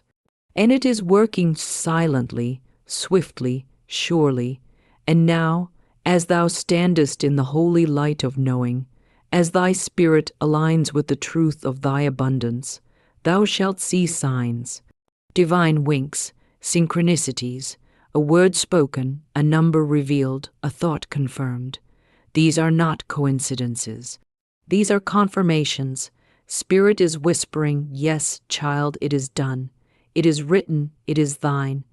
Thy name is not merely spoken, it is proclaimed by angels. It is sung in the halls of heaven. It echoes through the ethers, harmonizing with every vibration of thy faith.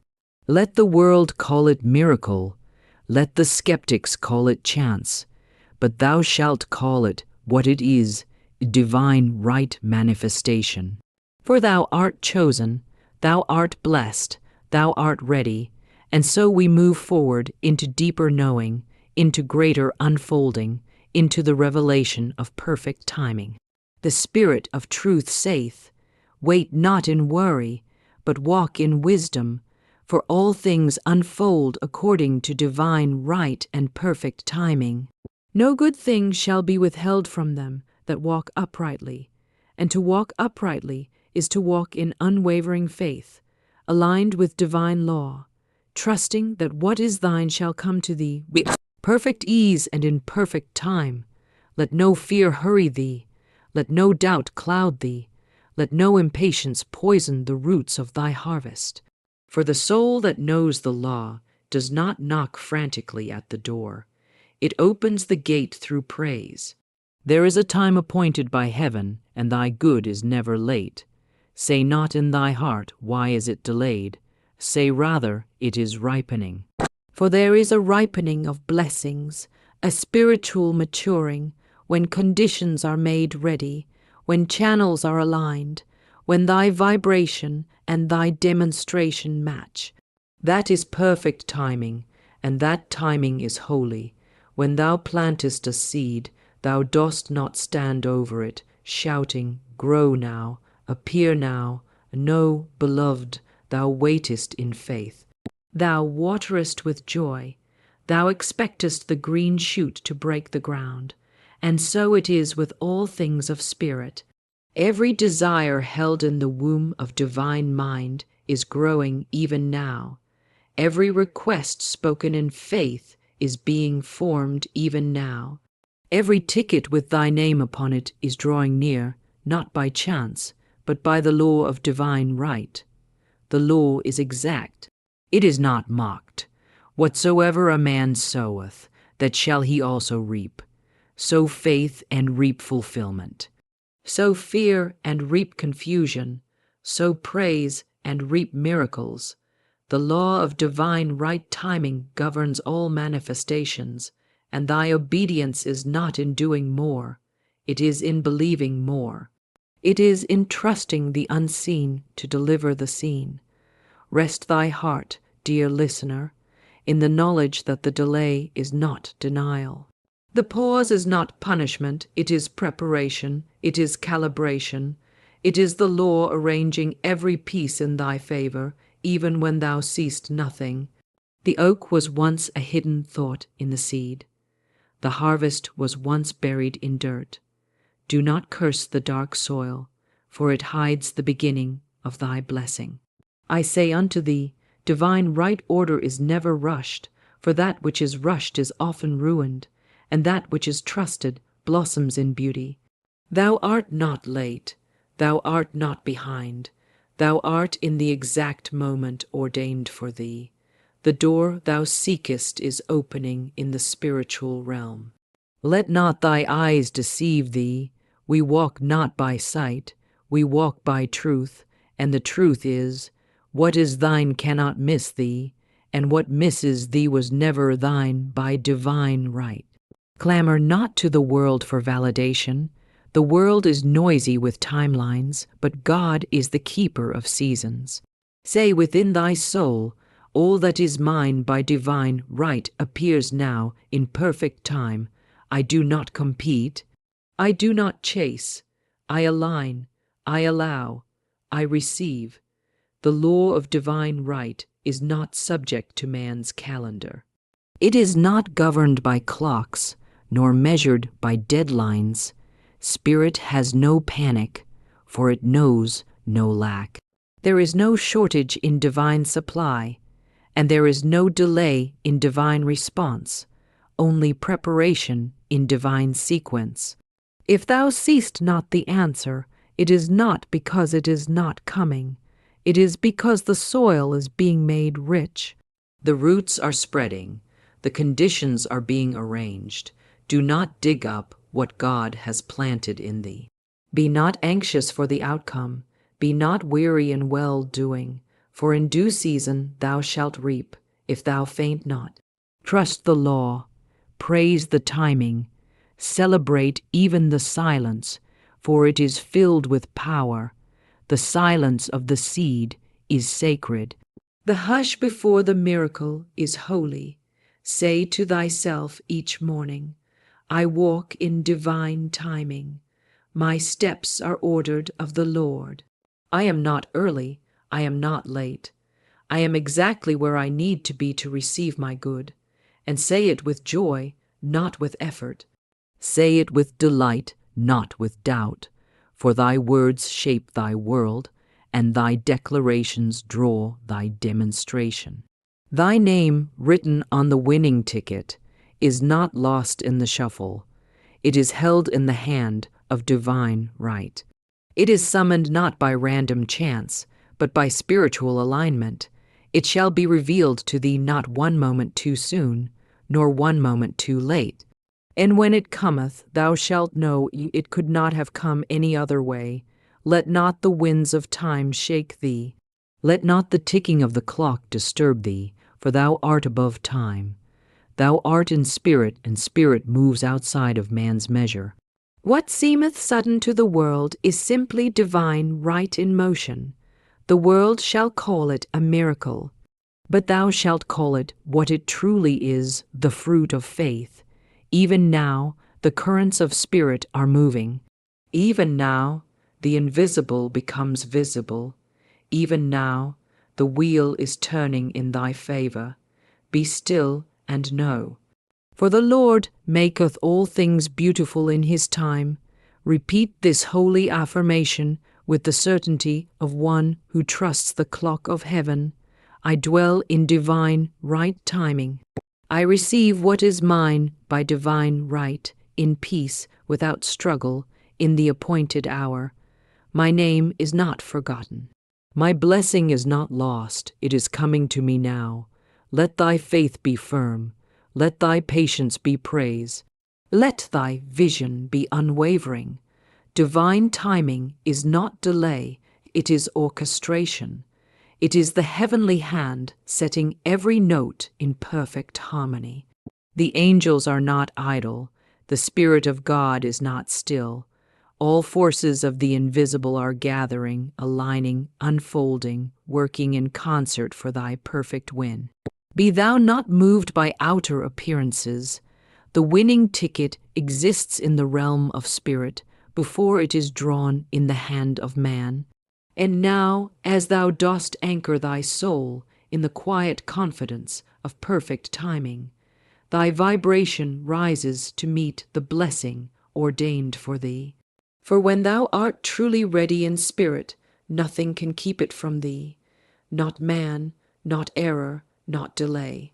It shall find thee, it shall be drawn to thee, it shall stand before thee, and thou shalt say, Yes, this is the hour, this is the moment, This is the manifestation I have known in faith. And so, beloved, walk with assurance, speak with gratitude, think with certainty, for the law of divine right and perfect timing never fails. And as thou restest in this truth, the rhythm of spirit shall carry thee into the next unfolding.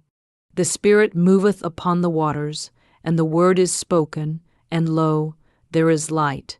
And so it is with every demonstration, every answered prayer, every manifestation. It begins with the spoken word. For in the beginning was the Word, and the Word was with God, and the Word was God.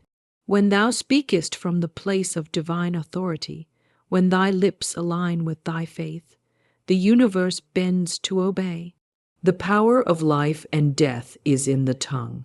Speak life, and life is given. Speak lack, and lack appears. Choose ye this day what thou shalt create with thy words. It is not idle chatter. It is not mere noise. The word is seed, and every seed bears fruit after its kind. When thou sayest, my name is written on the winning ticket by divine right, thou plantest a spiritual seed in the field of the invisible. That seed is charged with vibration, with divine intent, with the force of faith, and the law hears it. The ethers receive it, the angels respond.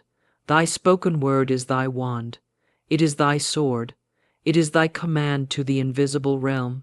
For the invisible heareth the voice of spirit and obeyeth. What thou bindest on earth is bound in heaven, and what thou loosest on earth is loosed in heaven. Speak boldly, speak faithfully, speak consistently, for the word thou speakest is the path thy manifestation walks upon. Thy name, dear one, is a sacred instrument. It is the symbol of thy identity in spirit. When thy name is written upon the winning ticket, it is not ink that seals it, it is divine authority. The name carries vibration. The name holds dominion. Thou hast been called by name since the foundation of the world. The Lord hath said, Fear not, for I have redeemed thee. I have called thee by thy name. Thou art mine. Every time thou speakest thy own name in faith, in joy, in trust, thou remindest the heavens of thy identity. Thou alignest thy soul with the blueprint of abundance. Say not, I hope it happens, but say, I am the one it happens to. Declare it with the voice of triumph. My name is written on the winning ticket by divine right. It is already done in the mind of God, and I now receive it into form. Thou needest not explain it to others. Their understanding is not thy requirement. Speak it in secret, and thy Father who seeth in secret shall reward thee openly. Speak it in the stillness of morning. Speak it in the hush of the night. Let thy word be a sacred rhythm that plays upon the heart of spirit. Let thy voice become a vessel of certainty. Each time thou affirmest thy divine right to receive, each time thou declarest thy name upon the blessing, thou createst spiritual momentum. The word gathers power, it rides the currents of faith, it bypasses doubt and pierces through the veil. It is written, Thou shalt decree a thing, and it shall be established unto thee, not maybe, not perhaps. It shall, speak not what thy eyes see, but what thy soul knows. Say not, I never win. Say not, this is too big, for such words halt the hand of heaven. Instead, say, all things are possible now. The winning ticket seeks me out. My name is blessed and written in light. It is mine by divine right. Let not thy words cancel thy prayer. Let not thy tongue become a stumbling block. Speak only what thou desirest to see, for the word is thy spiritual currency. It spends itself into form. If thou wouldst have good, speak good. If thou wouldst have favor, speak favor. If thou wouldst have miracles, speak miracles. Every prophet, every sage, every master knew this holy principle. Speak it until you see it. For the speech is not to convince God, it is to convince the subconscious. The subconscious obeys the command of the spoken word. It holds no judgment. It simply accepts what is repeated and charged with emotion. If thou sayest, I am always lucky, it shall become thy truth. If thou sayest, nothing works out for me, it also becomes thy truth. The subconscious records it all and manifests accordingly. So choose ye this day the language of victory.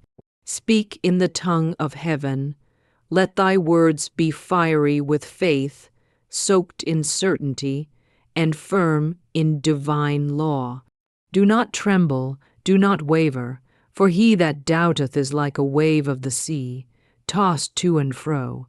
But he that speaketh in faith hath already received. Imagine now the ticket before thee. See it not as paper, but as energy. See thy name upon it, shining with the light of spirit. Say aloud, this is mine. My name is written upon this by the hand of God. No man can erase it. No error can obstruct it. I now accept it into my life with joy. Speak it when thou walkest. Speak it when thou restest. Speak it when the world is silent and thy soul is listening. For when the word is spoken in trust, the manifestation is quickened.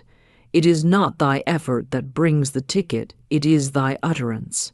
It is not thy labor, but thy law, and thou needest not repeat with strain, but with sacred rhythm, like the drumbeat of certainty. Say it as one who already holds it. For the one who speaks as if it were already done calls forth the unseen as seen. Declare, declare, declare. For the word spoken 3 times in faith burns through doubt like holy fire. Repeat now with me. My name is written on the winning ticket by divine right. I am not hoping, I am knowing. I am not asking, I am claiming. I am not waiting, I am receiving. I speak the word, and the word becomes flesh. Let thy voice become the trumpet of thy triumph. Speak not as a beggar, but as an heir. Speak not as one outside the gate, but as one seated at the table. For thy words create worlds. Let the world thou buildest be one of divine abundance. And now, as thy word is spoken, and thy name affirmed in truth, thou shalt feel the shift in the unseen. The winds begin to blow differently. The current begins to carry thee swiftly. The unseen begins to unveil its treasure. For the voice of faith has gone forth, and the law must obey. Thus we pass now into the next unfolding, the sacred release of fear, the dismissal of doubt, and the casting out of envy. For nothing false can hold power over the one who speaks with divine authority. Beloved, the Spirit of truth speaketh plainly. Whatsoever is not of faith is sin. And sin, in its original root, is not merely wrongdoing, but missing the mark, falling short of divine vision. Every moment thou dwellest in fear, thou missest the mark of thy destiny. Every shadow of doubt is a veil drawn over the face of thy blessing. Every whisper of envy turns thine eyes from the path Spirit has ordained for thee. Therefore, let the false idols fall, let fear be cast out, let doubt be dissolved, let envy be burned away in the flame of divine understanding. For thou canst not receive with one hand clenched in fear. The door of abundance swings not on the hinges of worry. The winning ticket, marked with thy name, is not attracted by nervous energy or uncertain vibration. It is drawn unto thee by the magnet of spiritual confidence, the holy knowing that what is thine cannot be stolen, blocked, or given to another. Fear not, little flock, for it is your Father's good pleasure to give you the kingdom. Let the fear fall from thee now. Let it melt as wax before the fire. For what has fear ever given thee but delay? What has doubt ever delivered but confusion? And what has envy ever borne but bitterness? These are the thieves of joy. They come not from spirit, but from the old world of separation, from the illusion that thou must fight to receive what is already thine by decree. Cast out this lie, for there is no competition in spirit. There is no scarcity in the divine storehouse. Thy neighbor's win is not thy loss. Another's harvest does not diminish thy field. If thy friend receives before thee, rejoice, for it is a sign that the harvest is near. The same sun that ripened their fruit is shining on thy tree. Say not, why not me? Say instead, mine is on the way, in perfect form, in perfect time, by divine right. Let thy heart be clean of envy, for envy is the praise of blessings withheld. Praise instead the riches of others, and thine own shall increase. Say with holy delight, I bless the abundance I see. I praise the good that flows to others. I know what I celebrate in them is already awakening in me. And what of doubt, that creeping mist that blurs the vision and makes thy steps uncertain? Doubt is the child of logic, the voice of the world, the chattering mind that seeks to understand the things of spirit with the eyes of flesh. But thou art not born of the flesh, only thou art spirit. Thou art made in the image of him who calleth things that are not as though they were. Faith is thy birthright. Doubt is foreign, reject it. When doubt speaks, let thy reply be bold. Say unto it, thou art not of me. I am a child of the Most High. I walk by faith. I speak what I know in spirit, and the world shall follow. Let not the voice of doubt dwell within thee. It is an uninvited guest. Send it out, for every doubt is a delay, and every delay is a lesson in trust. Learn it quickly and move on. The only voice thou art to heed is the voice of spirit, and that voice saith, all is well. All is unfolding, all is thine. Even now the angels are working. Even now the name upon the tick it is glowing. Even now the invisible moves to make the visible possible. Fear not the seeming silence. Do not mistake waiting for absence. The delay is not danger. The hush is not punishment. Spirit speaks in stillness, and in that stillness the truth is known. Thou art chosen. Thou art ready. Thou art receiving. Say it now. I release all fear. I dissolve all doubt. I let go of envy. I am cleansed in the light of divine understanding. I rejoice in the blessings of others. I praise the path of my own. My name is written on the winning ticket, and nothing can block it. Not fear, not man, not time. It is sealed by spirit. If thou feelest the grip of fear upon thy chest, speak against it. Call upon the word. Say aloud, the Lord is my light and my salvation. Whom shall I fear? When doubt tries to reason with thee, reply with Scripture. Trust in the Lord with all thine heart, and lean not unto thine own understanding. In all thy ways acknowledge him, and he shall direct thy paths. And when envy whispers, look how far behind you are. Say with power, I am not behind. I am right on time. The race is not to the swift, nor the battle to the strong, but to him who trusteth in divine right order. There is no force stronger than the heart that refuses fear. There is no energy more potent than the soul that knows its name is written. not in doubt, not in envy, but in light. Fear is a shadow that cannot survive in the light of thy spoken word. Doubt is a fog that vanishes before the fire of thy faith. Envy is a chain that breaks when thou blessest freely. These things cannot bind thee unless thou hold them. Release them now. Say, I am free, I am safe, I am sure. I am ready, and remember always, the name upon the winning ticket is not a random selection. It is not earned by effort, nor granted by luck. It is written by divine right. Therefore, none can erase it, none can replace it, and no counterfeit blessing can take its place. If fear returns tomorrow, speak to it again. If doubt knocks, do not open the door. If envy rises, bless it and let it pass. For thou art not subject to these lower forces. Thou art a child of light, a master of manifestation, a receiver of holy supply. Say with me now, as a declaration to the ethers, I am cleansed of all fear, doubt, and envy. My energy is pure. My faith is strong. My voice is clear. I declare my name is written. I know it. I feel it. I receive it.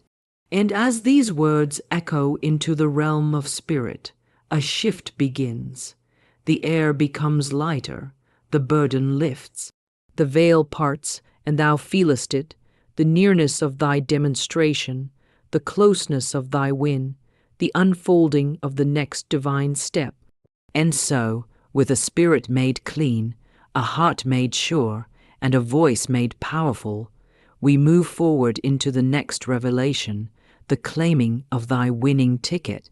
Now that thy spirit is cleansed of fear, thy heart free of envy, and thy tongue tuned to truth, thou art prepared for the holy act of claiming. For there is a sacred moment when the soul stands up in its divine authority and speaks, "This is mine. I claim it by divine right. I take hold of it in the invisible, and I know it shall appear." Claiming is not pleading. It is not asking. It is a spiritual transaction, a decree of inheritance. A child does not beg for what is already written in the will. He simply takes it because it was given. And so, dear one, the time has come to take hold of thy winning ticket, not in the physical hand first, but in consciousness. The outer world is but a shadow. The true claiming happens in spirit, in imagination, in vibration. In word, that which thou claimest within must become without. It is law. Let thy mind now become the stage upon which thy victory is revealed. Close thine outer eyes and see with the eyes of faith. See thy hand reaching for the ticket. See thy name, not printed by chance, but engraved by spirit.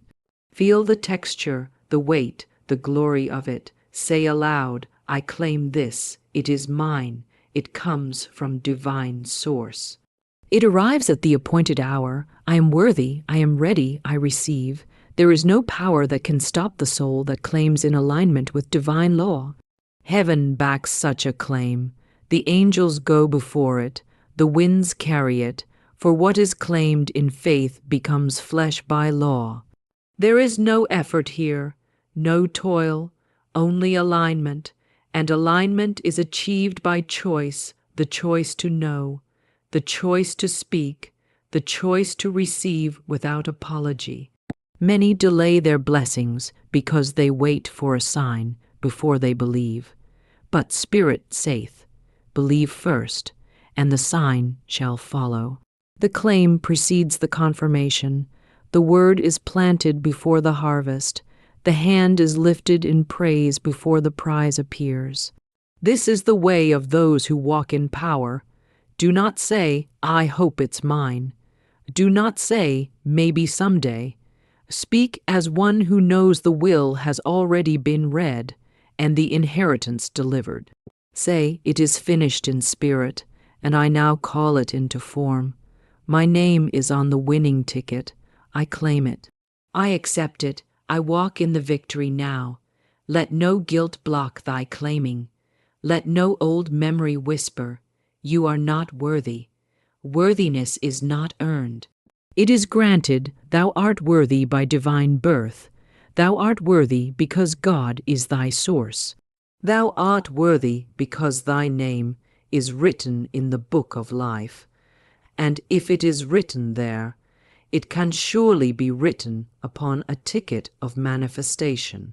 Claim with joy, claim with praise, claim with holy boldness. I claim my good now. I claim the divine result. I claim the proof of my faith. I claim the reward of my praise. I do not shrink back. I do not wait for permission. I do not consult with fear. I stand in truth, and I claim what is mine. Thy claiming does not take from another. It does not disturb the balance, for in spirit there is only multiplication, never subtraction. What is claimed rightly expands the field for all. Each blessing increases the vibration of the whole. So let not false humility cause thee to delay. False humility is the cloak of fear. True humility says, I receive not by my strength, but by his. And what of the practical? What of the paper? What of the visible? It shall appear. The moment thou truly claimest, spirit begins to move. The channels open. The doors swing wide. The ideas come. The ticket, however it may appear, begins its journey to thee. It may come through inspiration, through intuition, through synchronicity, through the hands of another, through a moment thou could not have planned, but it will come. For what is claimed in consciousness is bound by law to find thee in the material. So speak it now, speak it with no doubt, with no apology, with no delay. I claim my winning ticket by divine right. I claim it because it was already mine. I claim it because it bears my name. I claim it because I am in alignment with its frequency. Let thy entire being resonate with that truth. Let thy voice be a trumpet. Let thy imagination be a temple. Let thy faith be the key, and know this, thy claiming is complete the moment thou feelest the joy. The moment thou feelest the receiving in thy bones, in thy breath, in thy soul, the law is fulfilled. The world may not understand this power, but thou art not of the world. Thou art a spiritual being, and spirit speaketh spirit's language. Spirit speaks in symbols, in knowing, in decree, and thy decree is heard. Let no outer appearance shake thee. If the appearance contradicts the word, ignore it, for appearances are temporary, but truth is eternal. Say this again, not as a ritual, but as a revelation. I claim my winning ticket now. I see it, I receive it. I feel it is mine by divine right. I claim it without doubt, without delay, without fear. I thank thee, Father, that it is already done. And now, having claimed it in the invisible, walk as one who possesses it. Move through thy day as one who holds the prize. Let thy posture speak of it. Let thy steps carry the energy of already received. For the one who truly claims acts as if. And the universe responds to that vibration. Do not return to the old words. Do not consult the clock. Do not ask how long. These are not the thoughts of a soul who has claimed.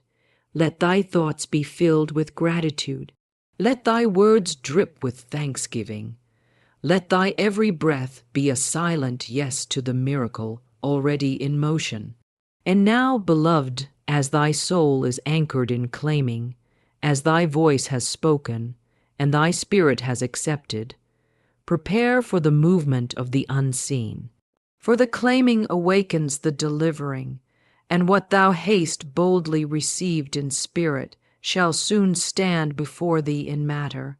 And so, in the rhythm of divine law, we move now into the next holy unveiling, the unseen forces that deliver the manifestation. Beloved, when thou hast spoken the word, when thou hast claimed thy good in the silence of faith, the heavens are stirred. The unseen realm begins to move. Messengers of light are dispatched. The currents of spirit shift in thy favor. For nothing spoken in divine authority ever returns void. What thou hast claimed, the universe now begins to deliver, not through chaos, not through confusion, but through the holy orchestration of unseen forces that obey the law of divine right. Know this, thou art not alone in thy manifestation. Though the work is invisible, it is not inactive.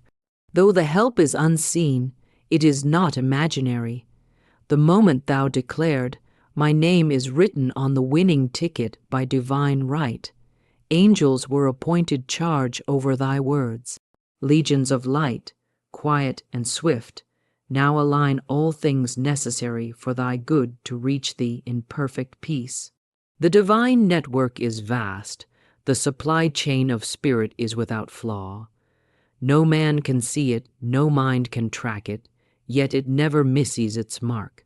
For the law of right action has gone forth, and when the law is in motion, no interference shall prosper. Thy steps are ordered, thy path is lit, thy blessing is drawn to thee by cords of light. The substance of thy faith is magnetized. Like iron to the magnet, thy winning ticket moves toward thee through the corridors of the unseen. This is not magic. This is not myth. This is spiritual law, exact, holy, and dependable. If thou couldst see into the invisible realm, thou wouldst drop every doubt. For behind the veil there are movements, shifts, adjustments, people being moved into place, doors being prepared, delays being turned into deliverance. What thou called obstacle is being rerouted.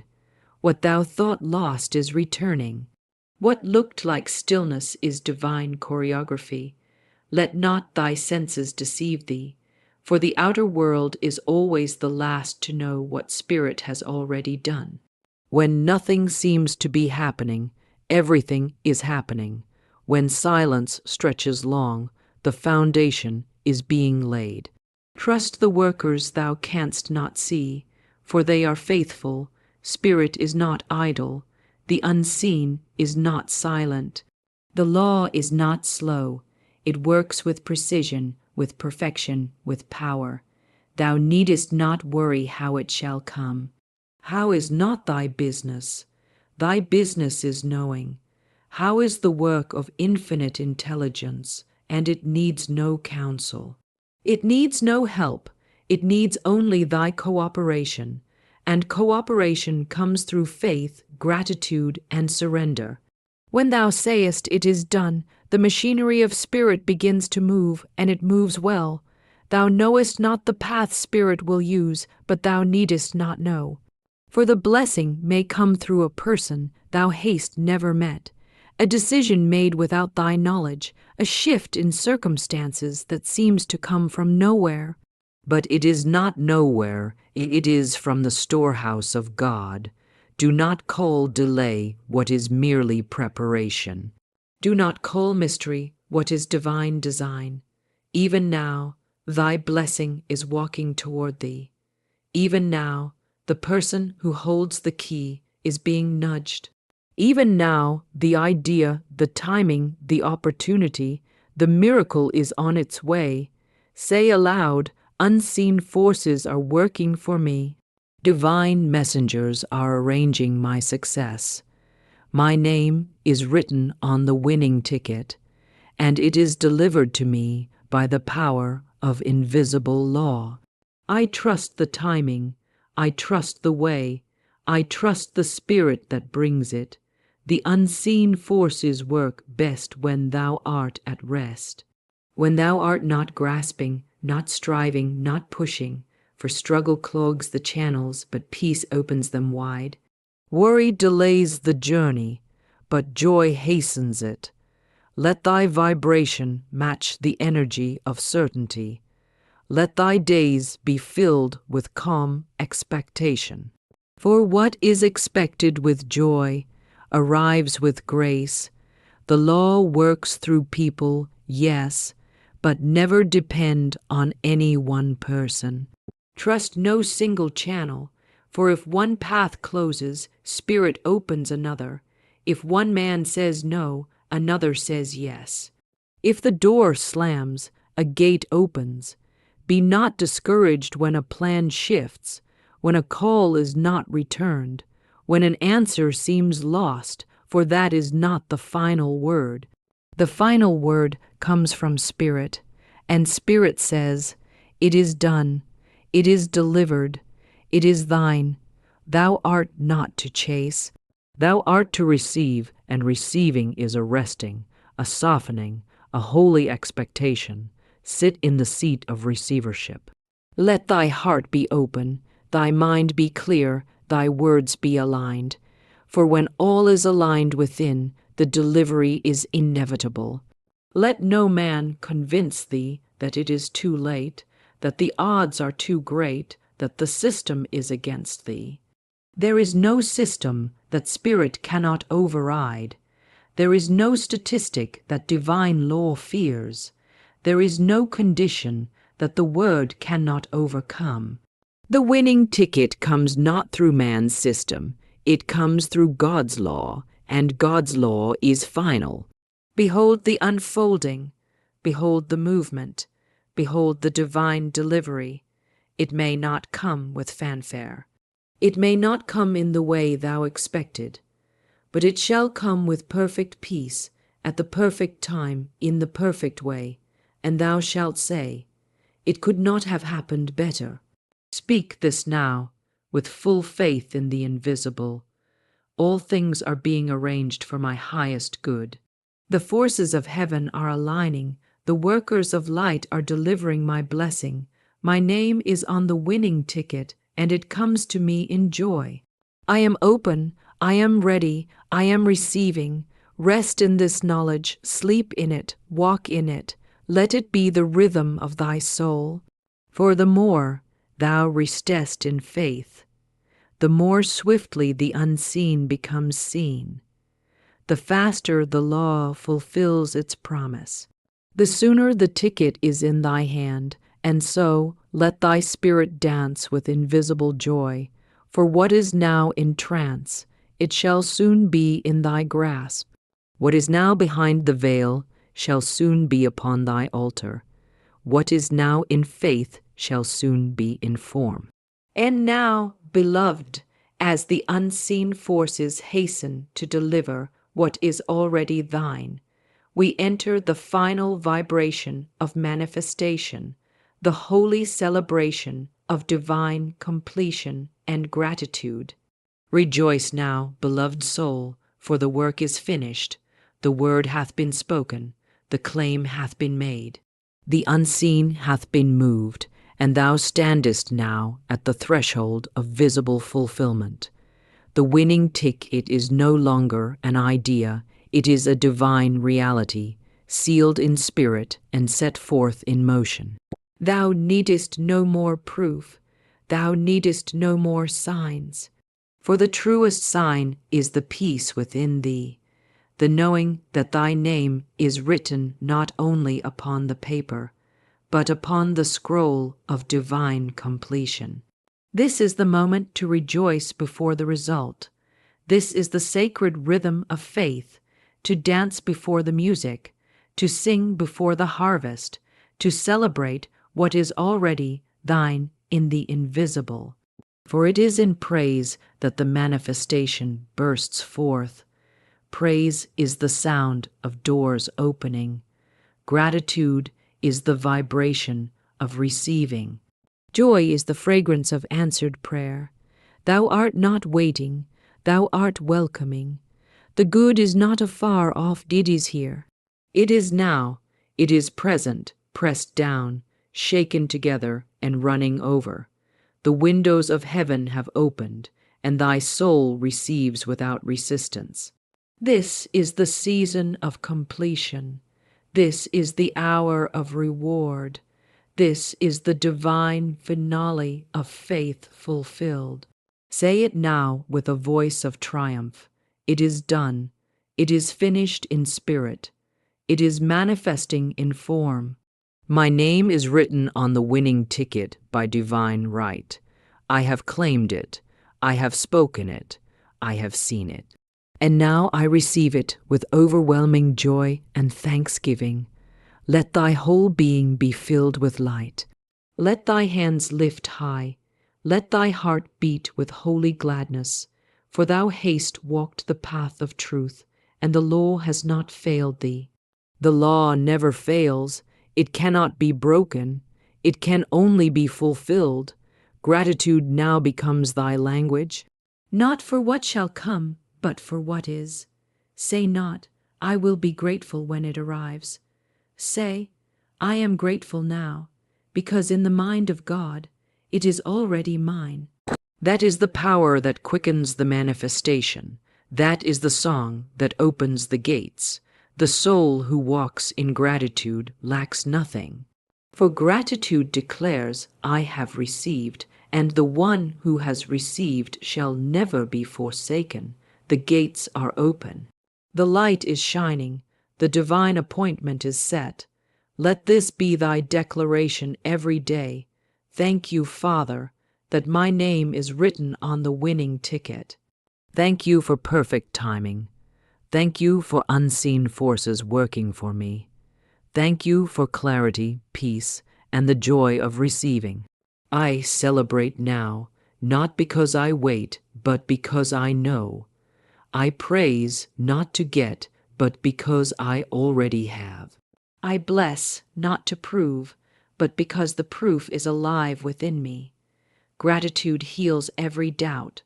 Praise removes every block. Joy opens every door. And love, divine love, is the atmosphere of every miracle. Thou art now aligned with the highest frequency of manifestation, the frequency of divine completion. All that needed to be done is done. All that needed to be released is released. All that needed to be claimed is claimed. All that needed to be received is now received in the sacred sanctuary of thy soul. Let the world call it luck. Let others call it chance. But thou shalt call it by its true name, divine right manifestation. For what is thine comes to thee by the hand of God, not by odds, not by striving, not by accident, but by the unshakable law of thy belief. And so thou walkest forward in calm assurance, with a smile upon thy lips, a song in thy spirit, and a glow upon thy face. For the prize is already in motion. The victory is already sung. The winning ticket is no longer a hope. It is a truth, living in the folds of thy vibration, nestled in the arms of thy faith. Repeat it now, not as a wish, but as a holy anthem. My name is written on the winning ticket by divine right.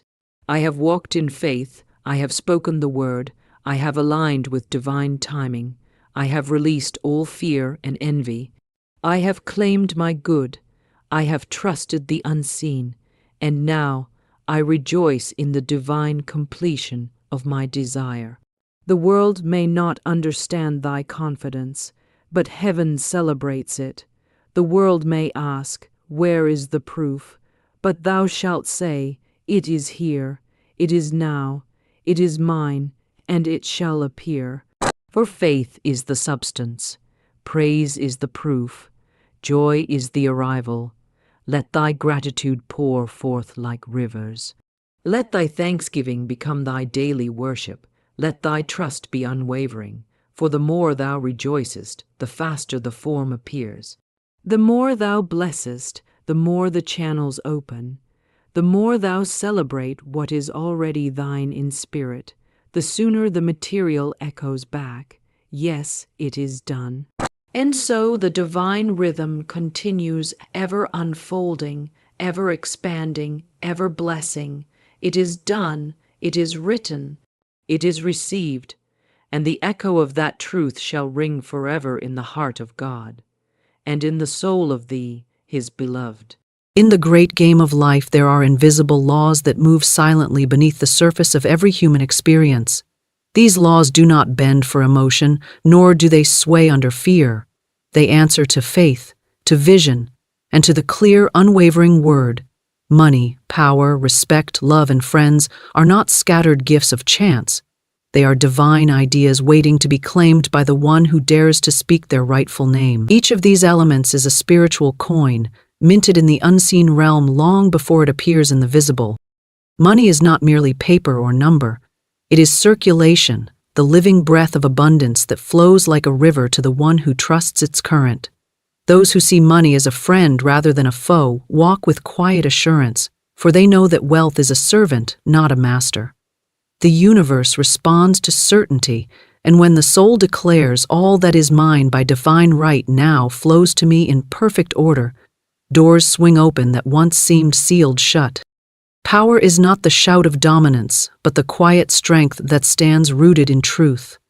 It is the force of inner authority that commands without raising its voice. True power is born not from grasping, but from alignment, when thought, word, and faith move as one. The person who understands power does not chase, they magnetize. They hold their vision high, and the world rearranges itself to meet their decree. Respect is the mirror the world holds up to the individual who respects their own worth. When one walks in the dignity of their divine identity, they no longer beg for recognition, it is given. Respect is not taken by force, it is earned through the quiet radiance of self-knowing. A mind anchored in purpose commands reverence, not through demand, but through presence. Love, the greatest of all currencies, is the golden thread weaving all things into harmony. It is not bound by conditions, nor does it shrink when met with fear. Love is the great harmonizer, the power that melts resistance, dissolves walls, and heals what once seemed broken. Where love leads, abundance follows, for love is the foundation upon which every true blessing stands. Friends are divine appointments, reflections of the inner vibration one carries. True companions are not found through striving, but through resonance. When the heart stands open and unafraid, it attracts those who walk in the same light. Friends are treasures, not because they fill a void, but because they mirror the wealth already living within. Money, power, respect, love, friends, each is a key, but together they unlock a gate far greater than any single dream. They are not separate pursuits, but facets of one radiant truth, that life gives in full measure to the one who claims it boldly, speaks with faith, and moves with unwavering certainty. The law answers every word, every thought, every belief, never with delay, but with precision. Money flows to faith, not fear. This is a law as certain and precise as the turning of the stars. Money is not a lifeless object, but a living current, and like any current, it seeks the path of least resistance. Faith is that open path, clear, steady, and receptive, while fear is the boulder that blocks the stream. When the mind and heart are filled with doubt, anxiety, or clutching, the current of supply is disrupted. When faith stands firm, the river flows with ease. Money has no will of its own. It follows the vibration of the one who calls it forth. When a soul walks in faith, money becomes a faithful servant, arriving not in trickles but in tides, drawn by the magnetic certainty of an unwavering spirit. The one who trusts in divine supply does not chase, for they know what belongs to them comes in perfect timing. Faith is the invisible cord that tugs at the unseen storehouse of abundance. A mind anchored in faith speaks the word and then releases it, not looking to the world for signs of lack, but to the inner knowing that everything needed is already prepared. Fear clings, but faith commands. Fear begs, But faith declares. The one who trusts does not measure their worth by the coins in their hand, for they understand the true bank lies in the unseen. They may walk with empty pockets, but their spirit carries the certainty of overflowing accounts. They may stand at the edge of need, but their soul whispers, "It is done," and the universe rushes to obey. Fear speaks in the language of scarcity. It repeats old stories, rehearses losses, and clings to limitations as though they were laws carved in stone. But they are only shadows, illusions that vanish in the presence of faith. When one believes lack is real, they feed the shadow. They tighten their grip, they hoard, they hesitate, and the current of money, like a bird sensing a storm, flies elsewhere. Money does not settle where it is not trusted. It does not linger in the hands of the one who fears losing it. But faith opens wide the gate, saying, "There is always more." And in that fearless declaration, the flow finds a home. Money answers to vibration, not to desperate effort. 1,000 labors rooted in fear will not yield what a single word spoken in faith can bring. When one believes deeply in their divine supply, they no longer ask, "Will it come?" They speak as though it is already here. They walk as though their steps are guided. They release the grip of fear and hold their hands open, knowing that open hands are ready to receive. Faith is the magnet. Fear is the repellent. Faith expands, fear contracts. In the silent spaces of the heart, these forces battle, and money listens not to the noise of words, but to the quiet pulse of belief. Many imagine money as power, but money itself is neutral. It becomes power in the hands of the faithful because faith directs it, multiplies it, and aligns it with purpose. In the hands of fear, money becomes fleeting, unstable, always just out of reach. Faith sees opportunity in the unseen. Fear sees obstacles in the visible. Faith plants seeds knowing harvest is inevitable. Fear digs up the ground to check if anything is growing. Faith invests, not recklessly, but with the quiet assurance that the universe is an abundant field. It trusts timing, trusts flow, trusts that what is sown will return multiplied. Fear counts every seed and worries there will not be enough for tomorrow. Faith does not require evidence, it creates it. Those who walk by faith in their financial life often find doors swinging open that logic could not explain. Opportunities arise, resources align, and ideas blossom as if they had been waiting in silence for the soul to believe. Fear closes doors before they appear. It whispers, "Not for you," and the soul, believing the lie, never knocks. Faith knows lack is a mirage, a shadow cast by doubt. It does not wait for proof. It moves first and the world follows. Money is a servant that recognizes confidence, not arrogance, not greed, but the calm certainty of one who knows their divine right to supply. When one stands in that inner authority, they no longer approach money as a beggar at a gate, but as the rightful heir to a vast estate. They do not plead with the world for scraps. They speak to the unseen as a commander issuing orders. Faith is not noise. It is stillness that carries weight. It is the quiet yes that the universe recognizes as law. Fear is restless. It worries over every bill, clutches at every coin, calculates endlessly, and builds prisons of limitation with its own hands. It makes the world small, opportunities scarce, and the future a place of looming lack. Faith, by contrast, makes the world wide. It sees streams of income where fear sees deserts. It recognizes that money flows through people, places, ideas, and circumstances, not because they are special, but because the law of abundance knows no shortage. Faith invites those streams in. Fear builds dams to keep them out. Every thought held in faith plants a seed in the unseen garden of supply. Each declaration spoken with conviction waters that seed. Each act of gratitude acts as sunlight. Fear, on the other hand, uproots, dries, and chokes the sprout before it blooms.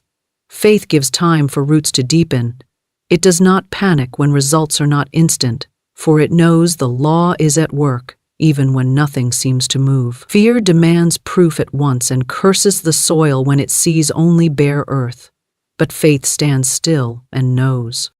When money is approached with faith, it does not need to be chased, it is drawn. People feel it, opportunities recognize it, and circumstances shape themselves to meet it.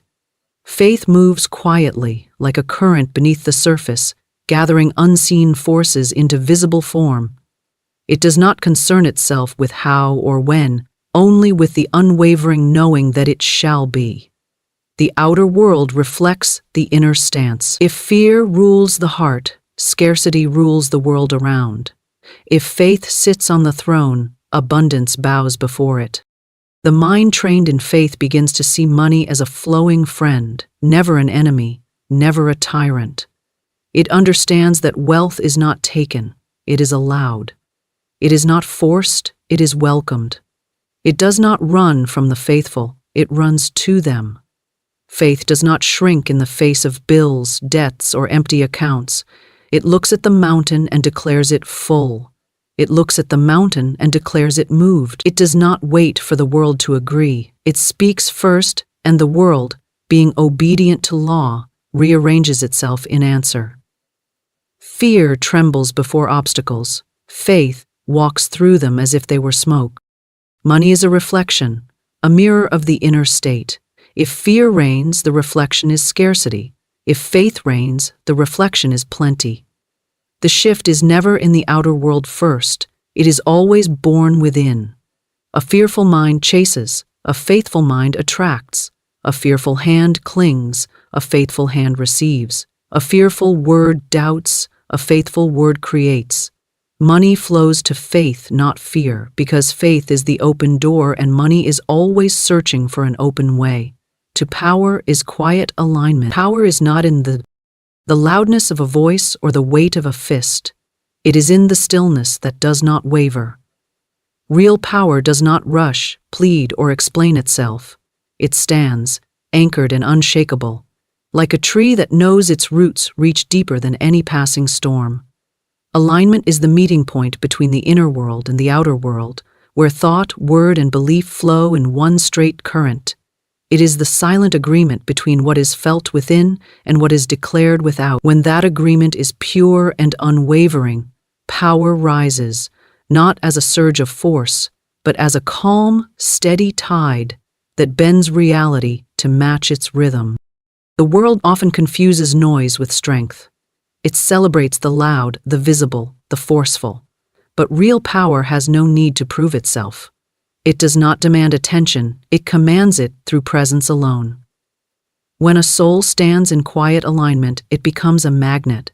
People feel it before a word is spoken. Opportunities appear as if drawn by invisible threads. The world rearranges itself around the silent authority of one who is inwardly sure. The loud may shout to be heard, but the aligned are already felt. Alignment begins in the inner chamber of thought. When the mind, the heart, and the spirit speak the same language, they generate a frequency that does not falter. If the mind says one thing, the heart another, and the spirit remains uncertain, power leaks away through the cracks. But when thought says, I am, the heart beats in agreement, and the spirit stands without doubt. Reality bends to match that note. True power does not depend on external proof. It moves from inward certainty. It does not ask the world to believe first. It believes, and the world has no choice but to follow. There is a difference between control and power. Control is grasping, clutching, forcing things to fit. Power is ease, a soft yet unyielding current. Control is rooted in fear, always needing to maintain a grip, always watching for loss. Power trusts alignment, knowing that what is aligned within cannot be taken without. Control builds walls, power opens gates. Control demands obedience, power inspires it. Control burns energy, power generates it. Quiet alignment is not passivity, it is not standing still out of fear of movement. It is movement in precision, like the silent orbit of stars, perfectly set, needing no applause, fearing no collapse. When the inner self is aligned, decisions flow without strain. There is no overthinking, no trembling, no desperate search for signs. The aligned soul moves as if the way is already paved, because in truth, it is. Power does not come from struggle. It comes from knowing. True power is the quiet certainty that what is meant will unfold. It does not rush to grab what belongs to it because it knows nothing can take it away. It does not bend under pressure because pressure cannot touch a foundation that is rooted in inner alignment. It does not swing wildly with every change of the wind because its roots are deeper than the storm's reach. It remains steady, and in that steadiness, the world feels its weight. The aligned mind does not need to convince anyone. It does not need to argue for its worth or shout its vision into the void. Its silence speaks louder than noise. It is like a tuning fork that vibrates so clearly that everything around it must either fall into harmony or move away. Power does not chase harmony. It becomes it, and everything else adjusts. When a soul is in quiet alignment, their words carry weight. A whisper becomes stronger than a shout. A single action, taken from that still center, creates waves wider than 1,000 scattered movements. Power multiplies itself through precision. Where the fearful scatter their energy in every direction, the aligned direct it like a beam of light. Sharp, unwavering, unstoppable. Alignment requires inner honesty. Power cannot stand on a divided foundation. One cannot speak abundance while believing in lack. One cannot declare love while harboring fear. One cannot affirm strength while feeding doubt. The universe responds not to the words on the tongue, but to the tone beneath them. Alignment is when there is no contradiction between the spoken word and the silent vibration. When the inner and outer match, the command is clean, and power obeys. Quiet power does not compare itself to others. It does not measure its worth by how loud or visible others may seem. A lighthouse does not race ships, it stands, and by standing it guides. The aligned soul is the lighthouse, unmoved by the waves. Its purpose is not to shout at the storm, but to hold its light steady, knowing that the world around it will find its course by that unwavering glow. True power comes from knowing one's source. It does not beg the world for validation. It does not depend on approval, applause, or permission. It does not require circumstance to be favorable before it moves. It is born from the quiet inner declaration, I am aligned. That declaration does not falter because it is not built on external ground. It stands on something deeper, something untouched by change. When alignment is complete, even silence speaks. The body language shifts, the eyes carry calm, the energy fills the room like an invisible field. It does not need armor, because nothing outside can pierce what is whole within. The aligned do not seek to overpower, they simply are power. They do not crush obstacles, they walk through them as if they are made of mist. Quiet power has patience. It does not panic in delay, nor does it shatter in uncertainty.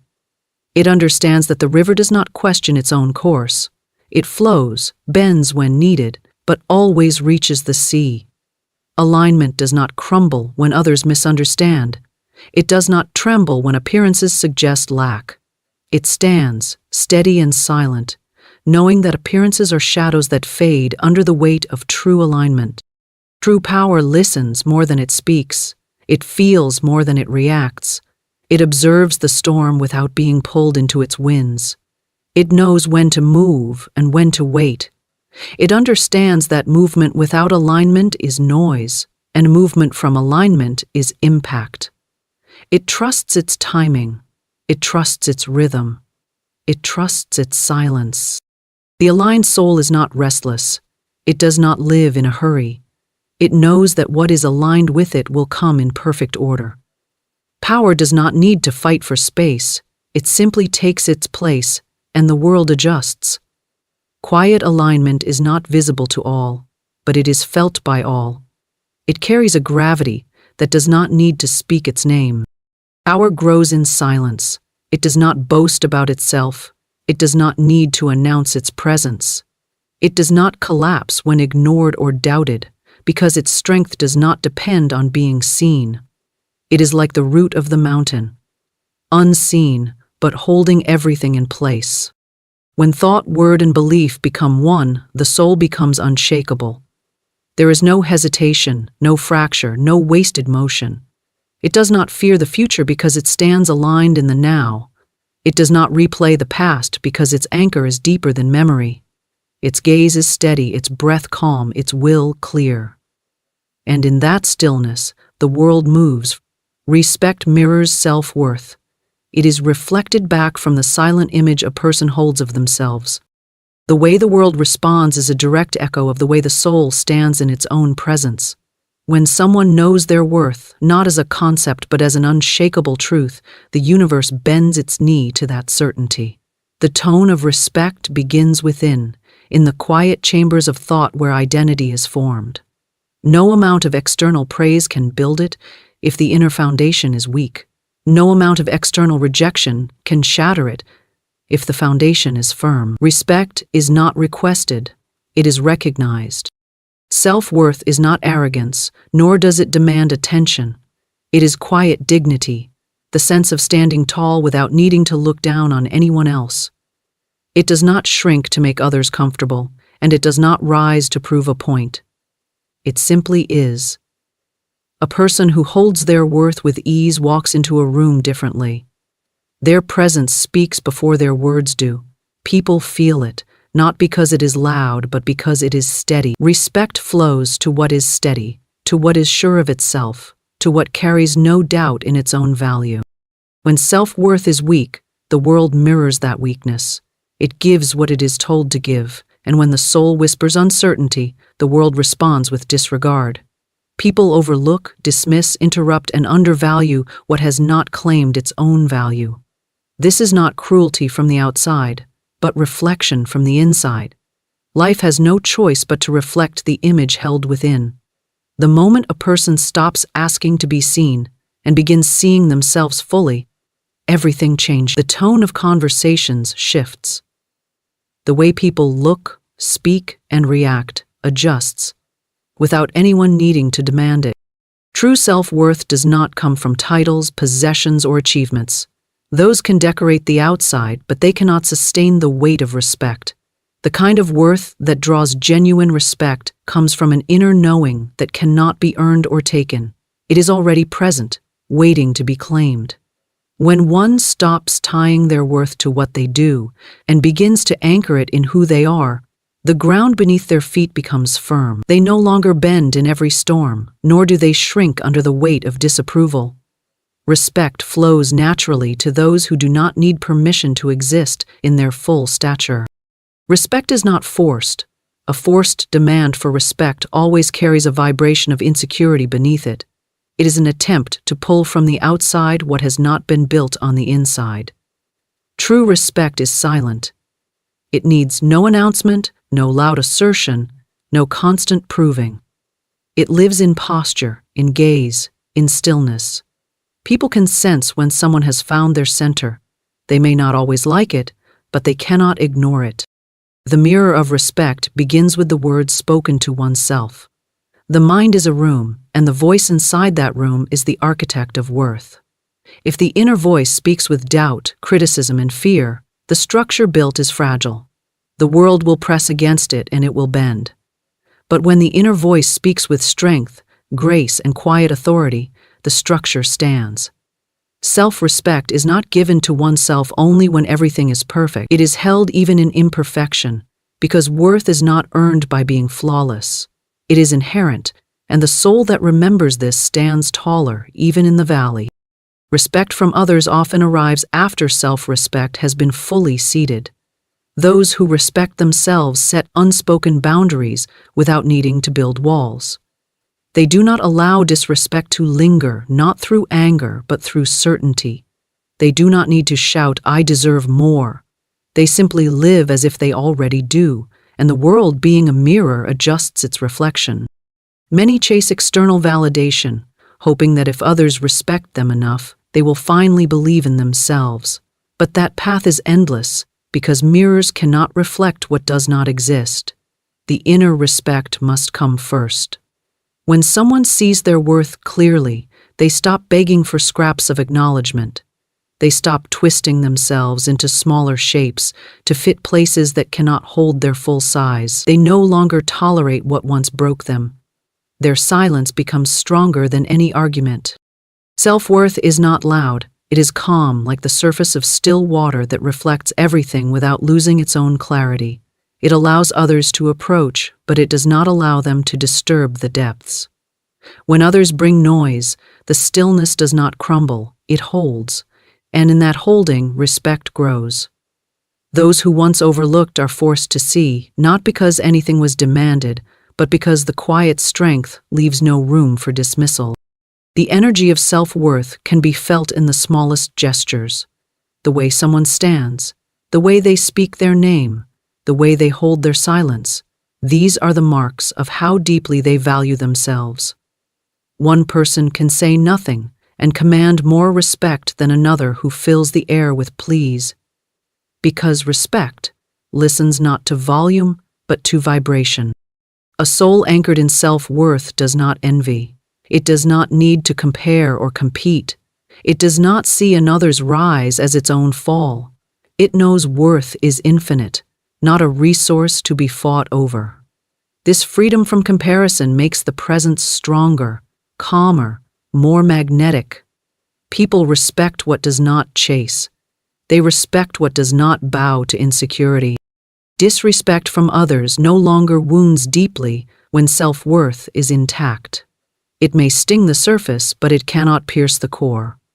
The aligned soul knows the difference between another's opinion and its own truth. It listens without absorbing. It stands without defending. Respect from others becomes a reflection, not a requirement. The moment a person fully claims their worth, their environment responds. Those who cannot match that frequency often drift away, and those who can rise to meet it appear. The change is not forced. It is natural, like water finding its level. People who carry their worth are not surrounded by respect because they demand it, but because they embody it. Self-worth has no need to prove itself. It does not bargain to be valued. It does not perform to be chosen. It does not shrink in the presence of power or inflate in the presence of weakness. It stays the same, steady and whole. Respect mirrors this steadiness because it recognizes strength that does not waver. The world treats people according to the energy they carry more than the words they speak. If someone walks with quiet certainty, they are met with weight. If they walk with hidden apology, they are met with dismissal. This is not cruelty, it is law. Mirrors do not choose what to reflect, they only reflect. A life built on self-worth does not beg for respect. It receives it naturally. It no longer seeks external approval as oxygen, it breathes from within. The posture changes, the gaze sharpens, the words slow down, the silence deepens, and as this inner stance becomes steady, the reflection grows clearer. Respect mirrors self-worth because the world cannot offer what has not been claimed. It is not something one earns through endless proving, it is something one becomes. The inner image writes the script, and the outer world reads it. Those who carry their worth silently shape the way others treat them without lifting a finger. They do not shout their value, they embody it, and embodiment has more power than any demand could ever hold. Love harmonizes all things. It is the great force that dissolves resistance, heals fractures, melts fear, and draws what is scattered into unity. It moves without noise, yet it reshapes everything it touches. Love is not a fragile emotion that depends on circumstance. It is a power, steady and radiant, flowing beneath the surface of all creation. Where love moves, chaos loses its footing. What was broken begins to find its way back into alignment. Love is the law of balance, the rhythm beneath every heartbeat, the silent thread holding the tapestry of existence together. When love enters a space, conflict begins to loosen its grip. Not because the problems vanish at once, but because love removes the weight of fear, and without fear, walls begin to fall. Love is not blind. It sees everything clearly and still chooses harmony over judgment. It does not ignore the wound, it heals it. It does not deny the fracture, it mends it. It is the force that does not push but draws. It gathers what has been scattered, softens what has grown rigid, and quiets what has been loud. Love is not weakness, it is the greatest strength, for nothing stands unmoved before it. Fear tries to control, anger tries to dominate, pride tries to divide, but love moves without needing to fight. It enters silently, like light seeping through the cracks of a closed room. Darkness has no argument against light, it simply fades. So too, resistance fades when love holds steady. It is not a battle won through struggle, but a victory claimed through presence. The soul that stands in love becomes a tuning fork, radiating harmony that affects everything nearby. People feel it, even without words.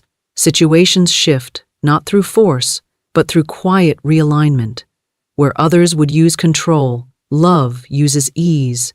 Where others build walls, love opens doors. Where others tighten their grip, love extends its hand. This is why love is the ultimate harmonizer. It does not scatter energy outward into balance. To love is to align with the highest rhythm of existence. The universe itself moves in love, for love is not merely sentiment. It is the original language of creation. Every blade of grass grows by it. Every star shines through it. Every breath carries it. When the human heart aligns with that rhythm, it stops fighting against the current and begins to flow with it. And in that flow, what was tangled begins to untangle itself. Love does not demand perfection to exist. It thrives even in imperfection because its nature is to bring wholeness where there is fracture. Fear rejects imperfection. Judgment punishes it. But love embraces it, not to justify but to transform. A wound wrapped in love does not stay a wound for long. It softens, opens, and begins to close. Love does not rush healing. It holds space for it. And that holding is often more powerful than any forceful attempt to fix. In the presence of love, defenses lower. Even the most guarded hearts recognize it, for it speaks a language older than pain. Love does not argue with fear, it disarms it. It does not demand trust, it invites it.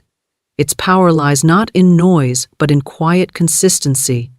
While fear and anger burn quickly and fade, love burns steady and does not flicker in the wind. This steadiness creates harmony wherever it stands. Love harmonizes not only people but also the energy within an individual. It gathers the scattered pieces of the mind, the fragments of the heart, and the restless corners of the soul into one center. It quiets the inner storm not by suppressing it, but by being larger than it. When the soul remembers love, fear loses authority. Thoughts settle, emotions soften, breath deepens, and the world outside begins to reflect that inner stillness. When love is withheld, the world grows cold. People cling to defense, suspicion, and distance. But when love flows freely, even the roughest edges begin to smooth. This is not sentimentality, it is law. Love is the great equalizer. It speaks to what is true in everyone, beneath the armor, beneath the story, beneath the pain. It is the key that fits every lock, not because it forces doors open, but because it was never meant to be shut out. Love harmonizes power. Power without love becomes domination, but power with love becomes guidance. It harmonizes respect. Respect without love can turn into pride, but respect with love becomes honor. It harmonizes wealth. Money without love becomes greed, but money with love becomes abundance shared. Every element of life, when touched by love, aligns with something greater than itself. Love gives everything its true form. Love has no need to compete. It has no opposite that can destroy it. Fear is not its equal. Fear is its absence. Hatred is not its rival. It is love forgotten. And what has been forgotten can be remembered. Love does not strike at enemies. It makes enemies unnecessary. It does not conquer through force. It dissolves the need for the battle. Its victory is quiet but absolute. The soul filled with love sees differently. It looks at a broken situation and sees where the light can enter. It looks at a person in pain and sees the untouched wholeness behind the pain. It looks at a closed door and knows there is another way. This vision harmonizes because it refuses to feed discord. It chooses to feed what is whole, even in the middle of what seems fractured. Love is not always soft in form, but it is always steady in essence. Sometimes it speaks gently, sometimes firmly, sometimes silently. But in every form its intention is harmony. It does not speak to prove, it speaks to align. It does not correct to dominate, it corrects to heal. Its firmness is not rooted in pride, but in truth, and truth wrapped in love can enter where force cannot. Love harmonizes time. Where fear rushes, love is patient. Where doubt delays, love moves steadily. It does not panic at delay, nor does it give up when things seem still. It trusts the rhythm of the unseen. Its patience is not weakness but wisdom, for it knows harmony is not built in haste. When love fills a person, it spills into everything they touch. Their words carry warmth. Their silence carries presence.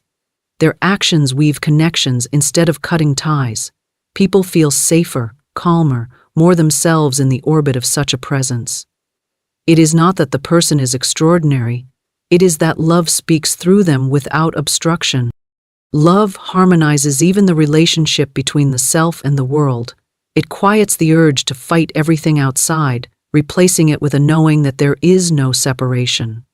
When the soul sees itself in all things, judgment loses its power.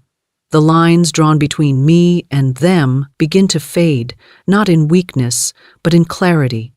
Love does not erase individuality, it weaves it into a greater whole. The greatest harmonies are born not from perfection, but from love holding imperfection with grace.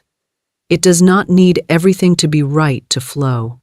It flows to make things right. It is the thread that turns discord into music, fracture into form, storm into stillness. Those who carry it become instruments of quiet change. Love does not fear distance, darkness, or delay. It reaches without rushing. It waits without weakening. It remains steady even when everything else trembles.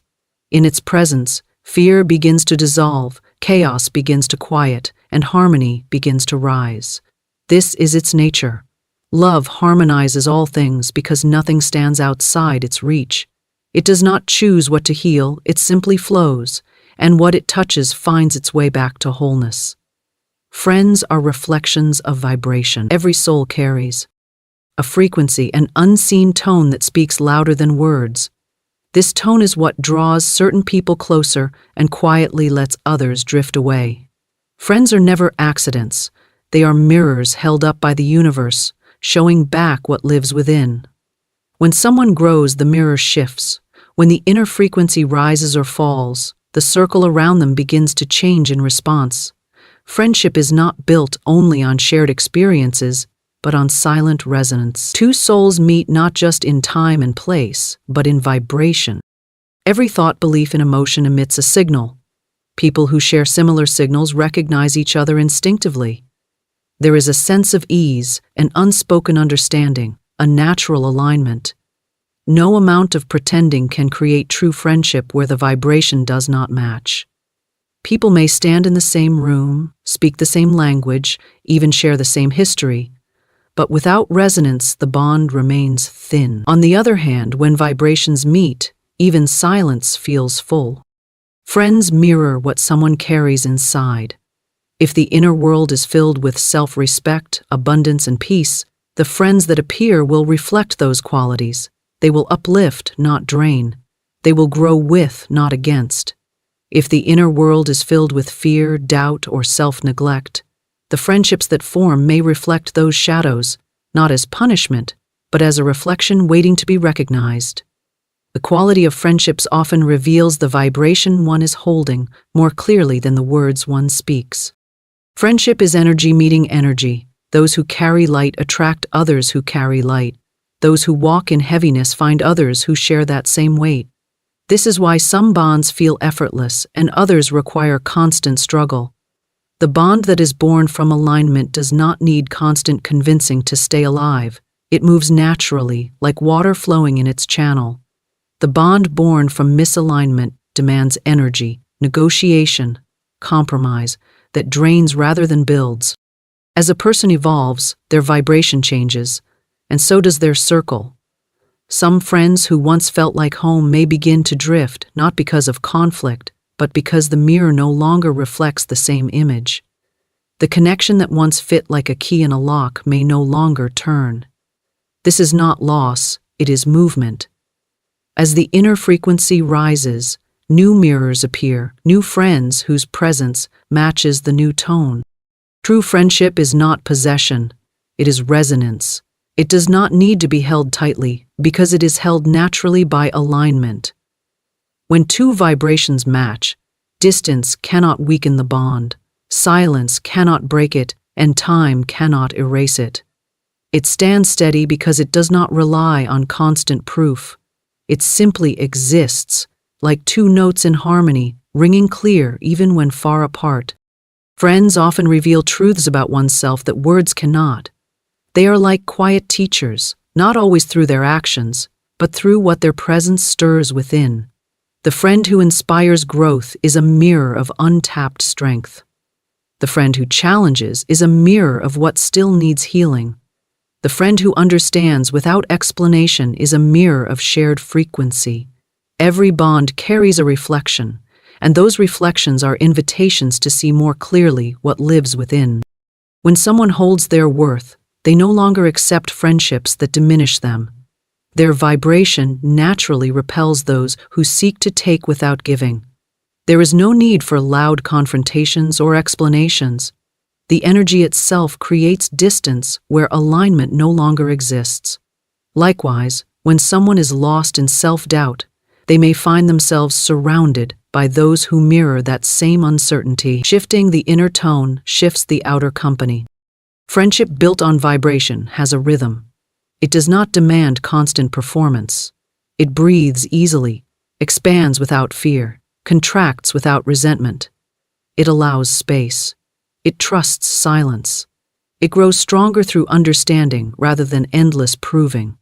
This rhythm is what makes certain friendships last across years and miles, even when life changes everything else. The vibration remains steady and the bond flows with it. Friends also reflect the season a soul is in. Some arrive as mirrors of lessons, others as mirrors of joy. Some come to build bridges, others to close chapters. Not every friend is meant to stay forever, and not every bond fades because it failed. Sometimes the reflection is complete, the lesson is learned, and the vibration moves to a new frequency. Understanding this brings peace where once there was attachment. When one's vibration is centered in love, respect, and clarity, the friendships that grow from that space are luminous. They do not feed on insecurity or competition. They do not thrive on drama or constant proof. They are easy, nourishing, steady. They celebrate rather than compare, support rather than drain, and grow rather than hold back. These friendships are not many, but they are true. They are rare not because love is rare, but because clarity is rare. To cultivate better friendships, one must first cultivate the vibration that attracts them. Chasing people does not create true connection. Becoming aligned with one's own truth does. When someone stands firmly in who they are, without fear or pretense, they become a clear tone in the world. Those who match that tone find their way effortlessly. This is why the strongest friendships often form in silence, without force or strategy. Friendship is not a transaction, it is a reflection. The energy given is the energy received. If someone offers honesty, openness, and kindness, they tend to attract the same. If they carry fear of betrayal, they often find mirrors that challenge that fear. The universe listens more to vibration than words. What someone claims to want may not match what their energy actually calls in. Shifting the inner call changes who answers. Friends reveal growth. The ones who match your higher vibration show how far you've risen. The ones who fall away show where the frequency once was. There is no bitterness in this understanding, only clarity. Every friend along the way was a reflection of a chapter, a tone, a vibration. Some mirrors were soft, some were sharp, but all were honest. Friendships that arise from alignment create harmony around them. They strengthen purpose, sharpen vision, and calm storms. They do not add noise to life, but bring music. They do not demand constant fixing because they are born from a shared note. When two souls carry similar frequencies, their presence together amplifies what each already holds. It is like two flames that do not steal from each other but burn brighter side by side. A soul that knows its worth no longer fears being alone because it understands that the right mirrors will always arrive at the right time. Loneliness comes when one seeks mirrors in misaligned places. Peace comes when one stands in their vibration and lets alignment do the choosing. Real friends do not need to be chased or convinced. They are drawn by resonance. This is why forcing friendships never creates harmony. When two frequencies do not match, the bond may exist in form, but not in depth. It feels like pushing two notes together that do not belong in the same chord. There is friction, confusion, misalignment, and no amount of effort can replace the ease that comes from true resonance. Friends are reflections of vibration, and because vibration is fluid, friendships are living things. They grow, change, evolve, shift. When someone rises in their own frequency, their circle often becomes smaller but clearer, fewer mirrors but brighter ones. Less noise, more music. This is not isolation but refinement. The most powerful friendships are not those that simply stand the test of time, but those that continue to resonate through every transformation. When vibration changes and the bond remains, it means both souls have chosen growth together. They are no longer just mirrors. They are instruments playing in the same symphony, weaving their tones into something greater than either alone. Every friend is a reflection, every circle a map of vibration. When the inner tone is clear, the outer world echoes it. There is no confusion about who belongs and who does not. The vibration does the choosing. It draws, it repels, it aligns, it harmonizes. True friendship begins not with finding the right people, but with becoming the right frequency. When that happens, reflection is inevitable. There are words that carry weight beyond the human mind, words that unlock doors to treasures unseen and rivers of abundance that flow without end. The command of the tongue, once aligned with the infinite, becomes a golden key. The universe listens not to struggle, not to fear, not to doubt, but to the clear decree of one who knows their oneness with the source of supply. When a command is spoken in faith, it does not wander into the void. It takes root, it crystallizes, it clothes itself in form, and it returns as substance. Money, wealth, and prosperity are not strangers to us. They are ideas of the divine, pure and perfect, waiting for a channel through which to flow. When the command is spoken with authority, the invisible becomes visible, and the storehouses of heaven pour out their riches without measure. To force huge money instantly is not to wrestle nor to beg, nor to plead. It is to stand in the knowing that all good already exists in the unseen, and that the spoken word is the bridge that brings it into your hand. Every vibration in this world obeys the law. Just as the seed knows how to push through the soil, just as the tide knows how to return to the shore, so does money know how to find its rightful owner when called by name. The command you speak is the magnet, and the magnet never fails to draw its match. Many live as though they are powerless, waiting on chance, waiting on luck.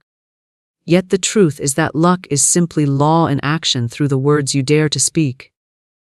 When you say the command with certainty, every force of the unseen aligns. Opportunities, people, and doors rearrange themselves to obey the decree. The spoken word is clothed with divine authority. It carries the very imprint of the infinite mind. To say the command is to send forth a messenger that does not return empty but comes back bearing gifts in abundance. Huge money is not far, it is here, swirling in the ethers, ready to descend into form. The command spoken in the rhythm of faith acts as a lightning rod, pulling from the unseen into the seen with the speed of thought, and thought, when voiced, becomes law. Speak it as one who knows, not as one who hopes. Speak it as one who commands, not as one who wishes. The instant the command is released, the answer is already rushing toward you. The power lies not in effort but in alignment, not in toil but in word. For the word is law, and law is unbreakable. Say the command, and huge money obeys. Say the command, and riches rise to meet you. Say the command, and instantly the unseen treasury bursts open, pouring forth without delay, for nothing can withstand the decree of the spoken word grounded in divine truth. The spoken word is the bridge between the invisible and the visible, the silent thought clothed in vibration that carries the power to build, to attract, to command, and to manifest. Words are not idle. Words are seeds planted into the fertile soil of the universe, and once spoken with authority, they set unseen forces into motion that must obey. The ancient knowing whispers that in the beginning was the Word, and it is still the Word that holds together all creation. Every sentence uttered is a decree, whether consciously chosen or carelessly released, and it carries with it the magnetic power to reproduce after its kind.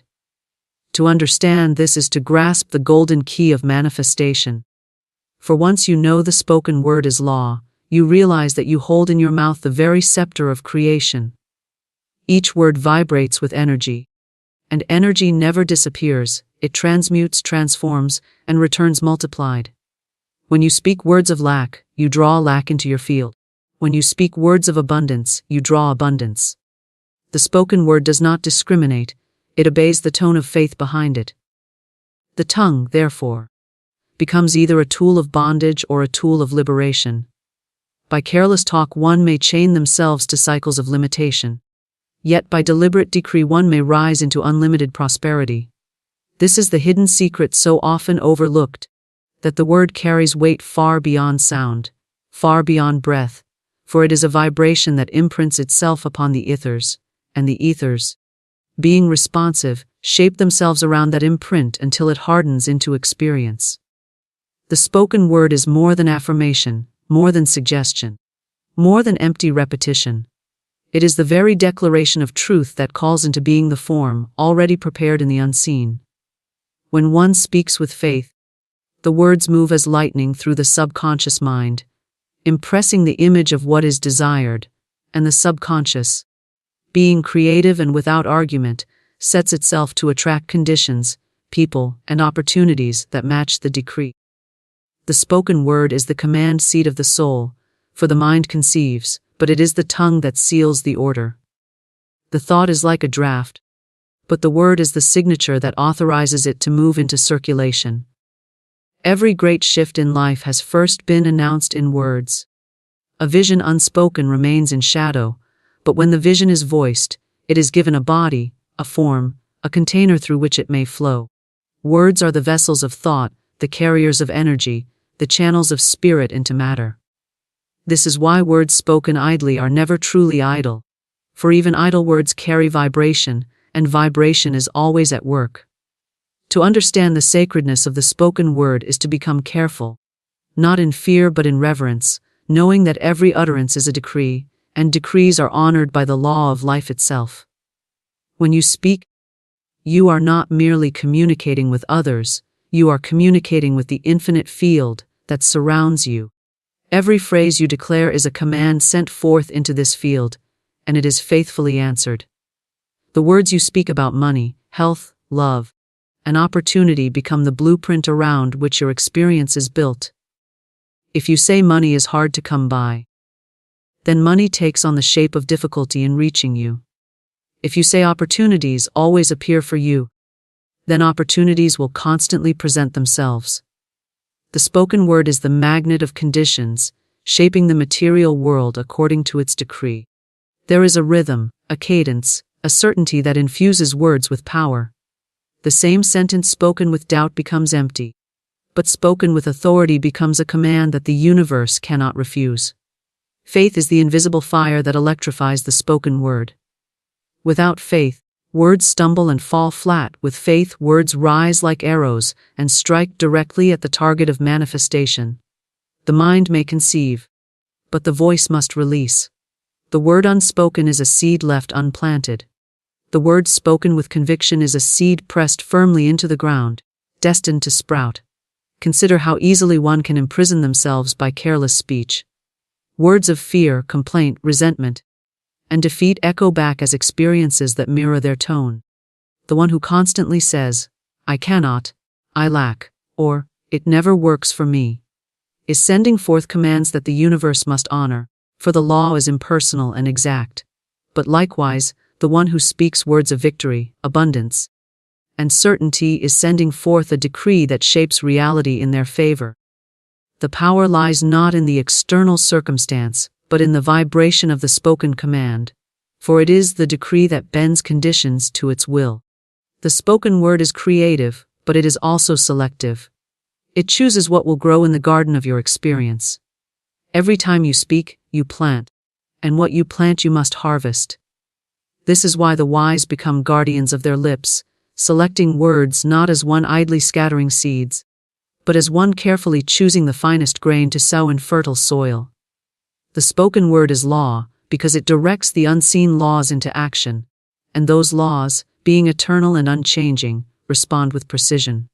When the command is released, it is like striking a key on a piano. The note must sound, the vibration must resonate, and the effect must be produced. The tongue, then, is the instrument of destiny. It is the scepter with which you command armies of unseen forces. Every affirmation, every decree, every spoken phrase is a soldier sent forth, and these soldiers do not rest until they have returned with results. Some send out words of lack and wonder why lack returns. Others send out words of abundance and watch abundance flow. The difference lies only in the awareness of the law of the spoken word.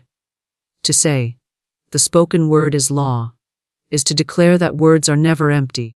They are commands to the unseen world, orders that shape reality. The universe does not weigh whether the word is beneficial or harmful. It simply obeys.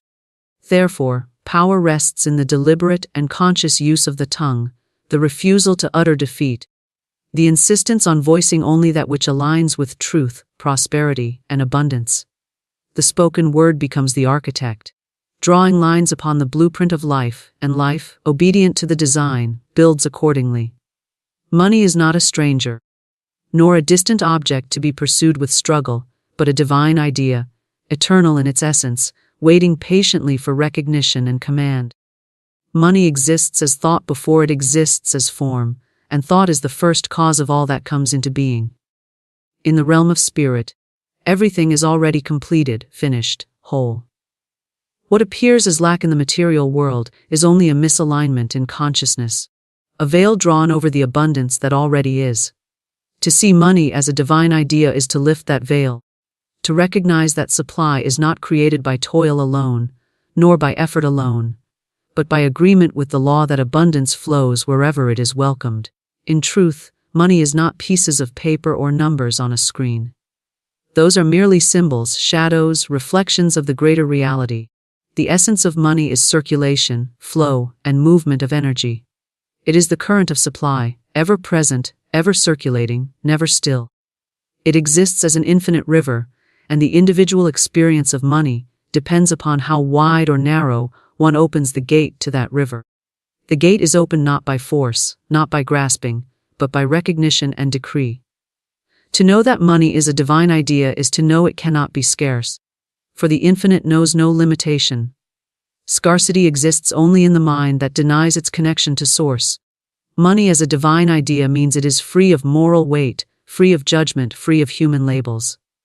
It is not good or bad, it is not clean or unclean. It simply is. It takes on the character of the one who holds it, just as a brush dipped in paint takes on the color it is placed in.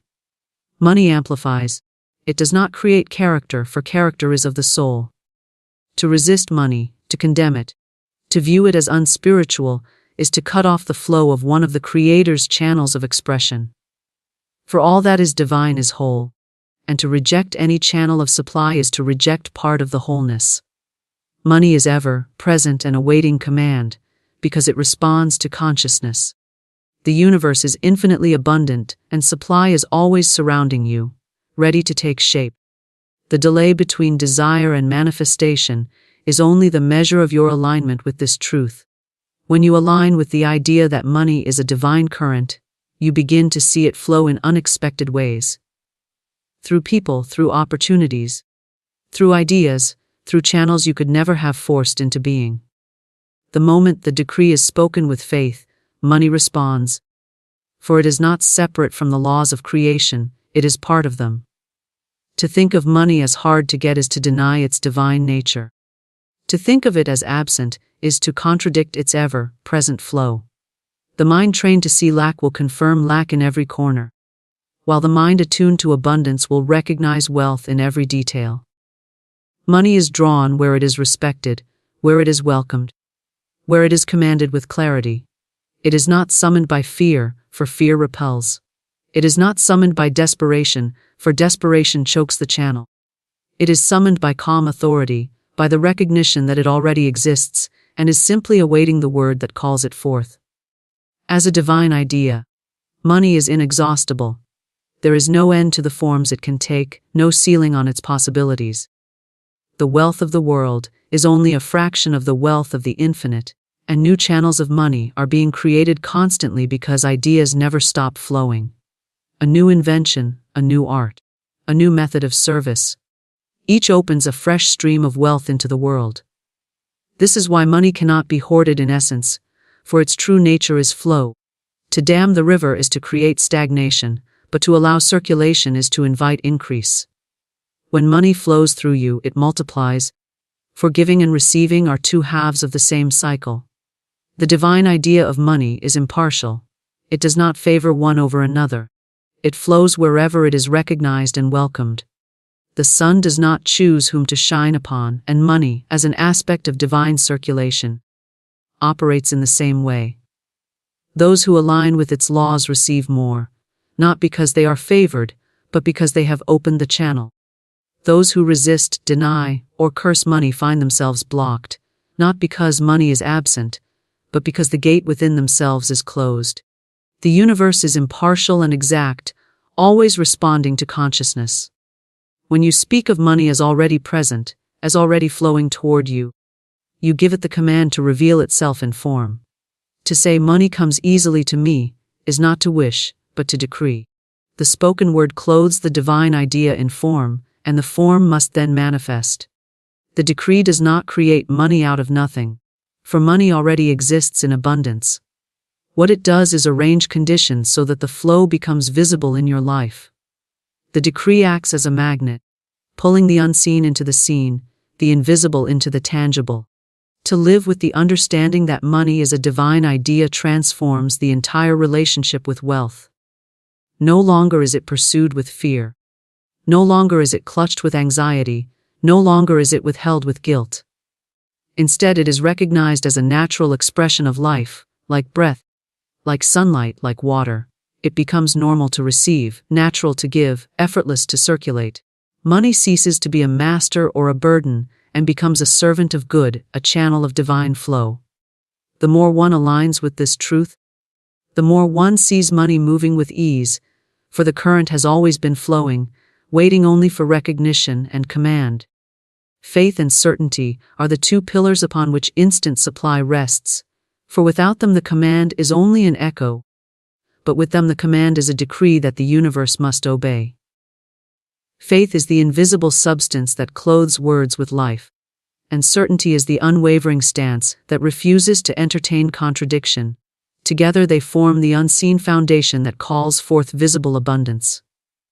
To speak words without faith is to scatter seeds on stone, but to speak words with faith and certainty is to plant them in rich soil where they must sprout and multiply.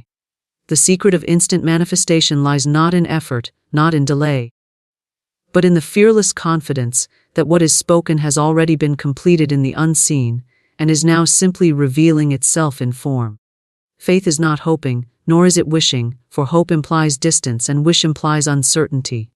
Faith is knowing. It is the inner sight that sees beyond appearances, the inner conviction that what is desired is already accomplished in the divine realm. When faith speaks, it does not question, it does not waver, it does not negotiate. It simply declares, and the declaration carries the stamp of authority. Certainty stands as its companion, unmoved by appearances, unmoved by delay, unmoved by doubt. Together they hold the vibration steady, and the vibration draws the supply instantly. The outer world cannot resist the authority of inner certainty. Instant supply is not a miracle in the sense of breaking law. It is the natural and immediate operation of law through the channel of unwavering belief. The universe responds to faith like a faithful servant. It hears the tone of authority and rushes to obey. The speed of manifestation is determined not by time, but by the strength of certainty. When one is divided, the flow is delayed. When one is whole, the flow is immediate. A double-minded decree lacks force, but a single-minded decree cuts through all resistance. Faith is the single eye that sees only abundance, and certainty is the hand that refuses to let go until the blessing is in hand. To activate instant supply, one must speak as though the thing were already present, as though it were already complete. Words must be clothed in conviction, not tentative, not half-hearted, but firm and commanding.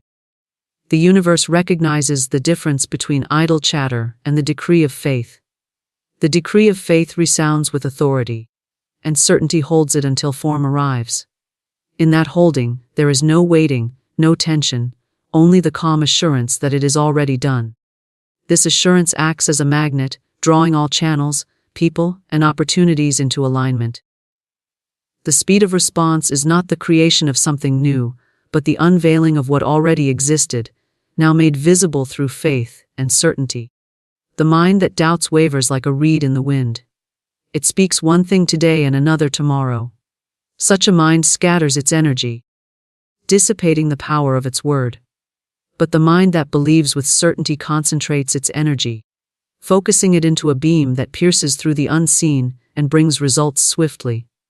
This is why some speak endlessly without results, while others speak once with faith and see immediate supply.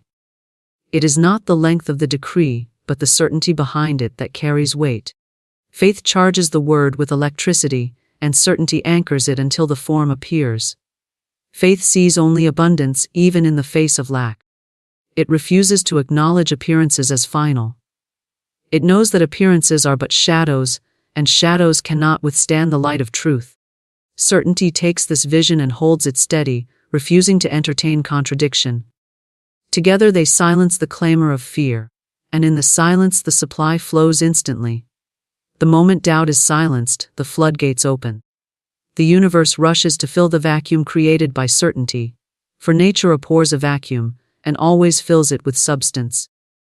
The vacuum of doubt replaced by faith creates a channel through which abundance pours without delay. To cultivate faith and certainty is to train the inner eye to see beyond the veil. It is to practice the art of declaring abundance in the face of lack, of affirming supply in the face of emptiness, of holding to truth even when the outer world insists otherwise. Every decree spoken with faith strengthens the channel, and every act of certainty deepens the groove through which supply flows. Over time, the response becomes swifter, for the universe recognizes the vibration as familiar. What once took months to manifest begins to appear instantly, for the soul has learned to command with authority. Instant supply is not magic, it is law. Law responds to faith as surely as a mirror reflects an image. If the image is clear, the reflection is instant. If the image is blurred, the reflection is delayed. Faith provides the clear image, certainty fixes it in place, and the law responds without hesitation. The spoken word, once charged with faith and certainty, does not wander. It strikes directly and returns with results. The unseen does not resist such a decree, for it is simply truth clothed in sound.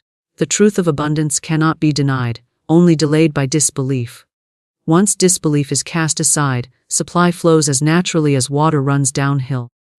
Faith and certainty are not qualities reserved for a chosen few, they are powers inherent in every soul. They are cultivated through practice, through repetition, through the refusal to let appearances dictate truth.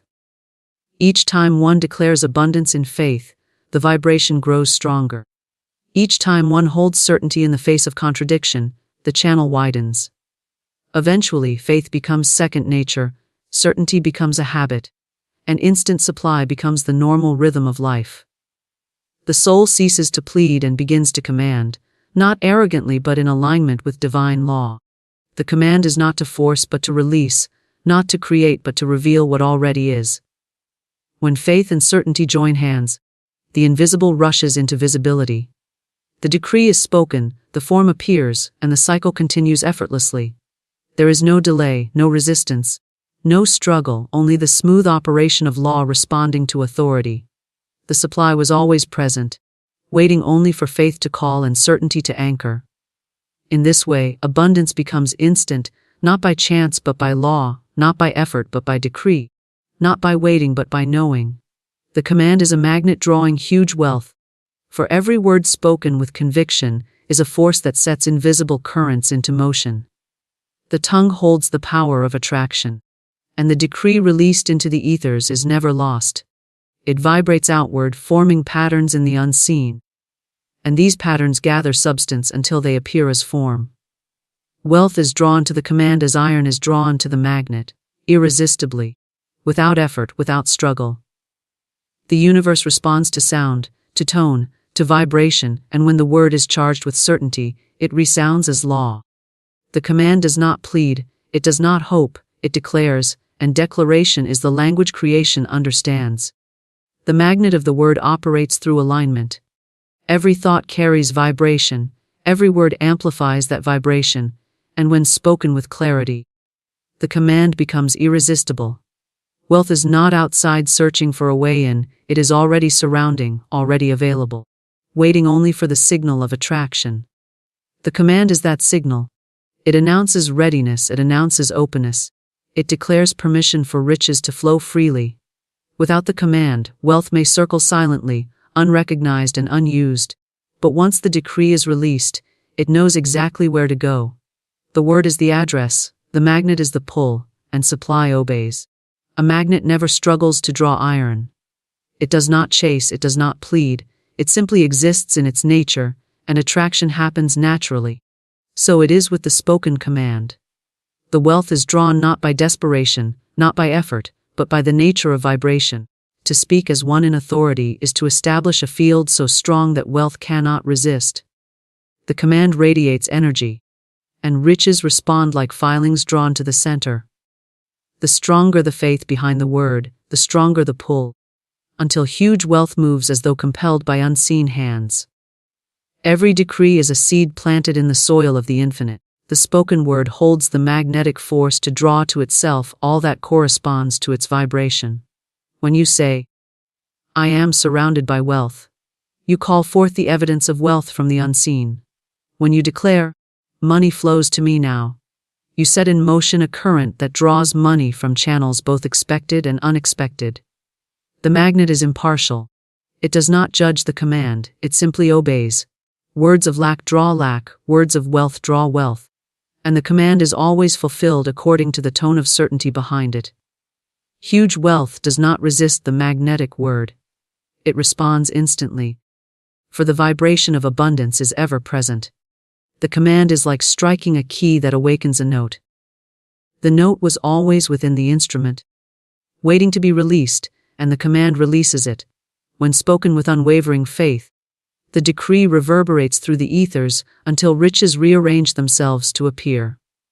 The magnet of the command does not fail, for it is grounded in the eternal law of attraction, and law cannot be broken.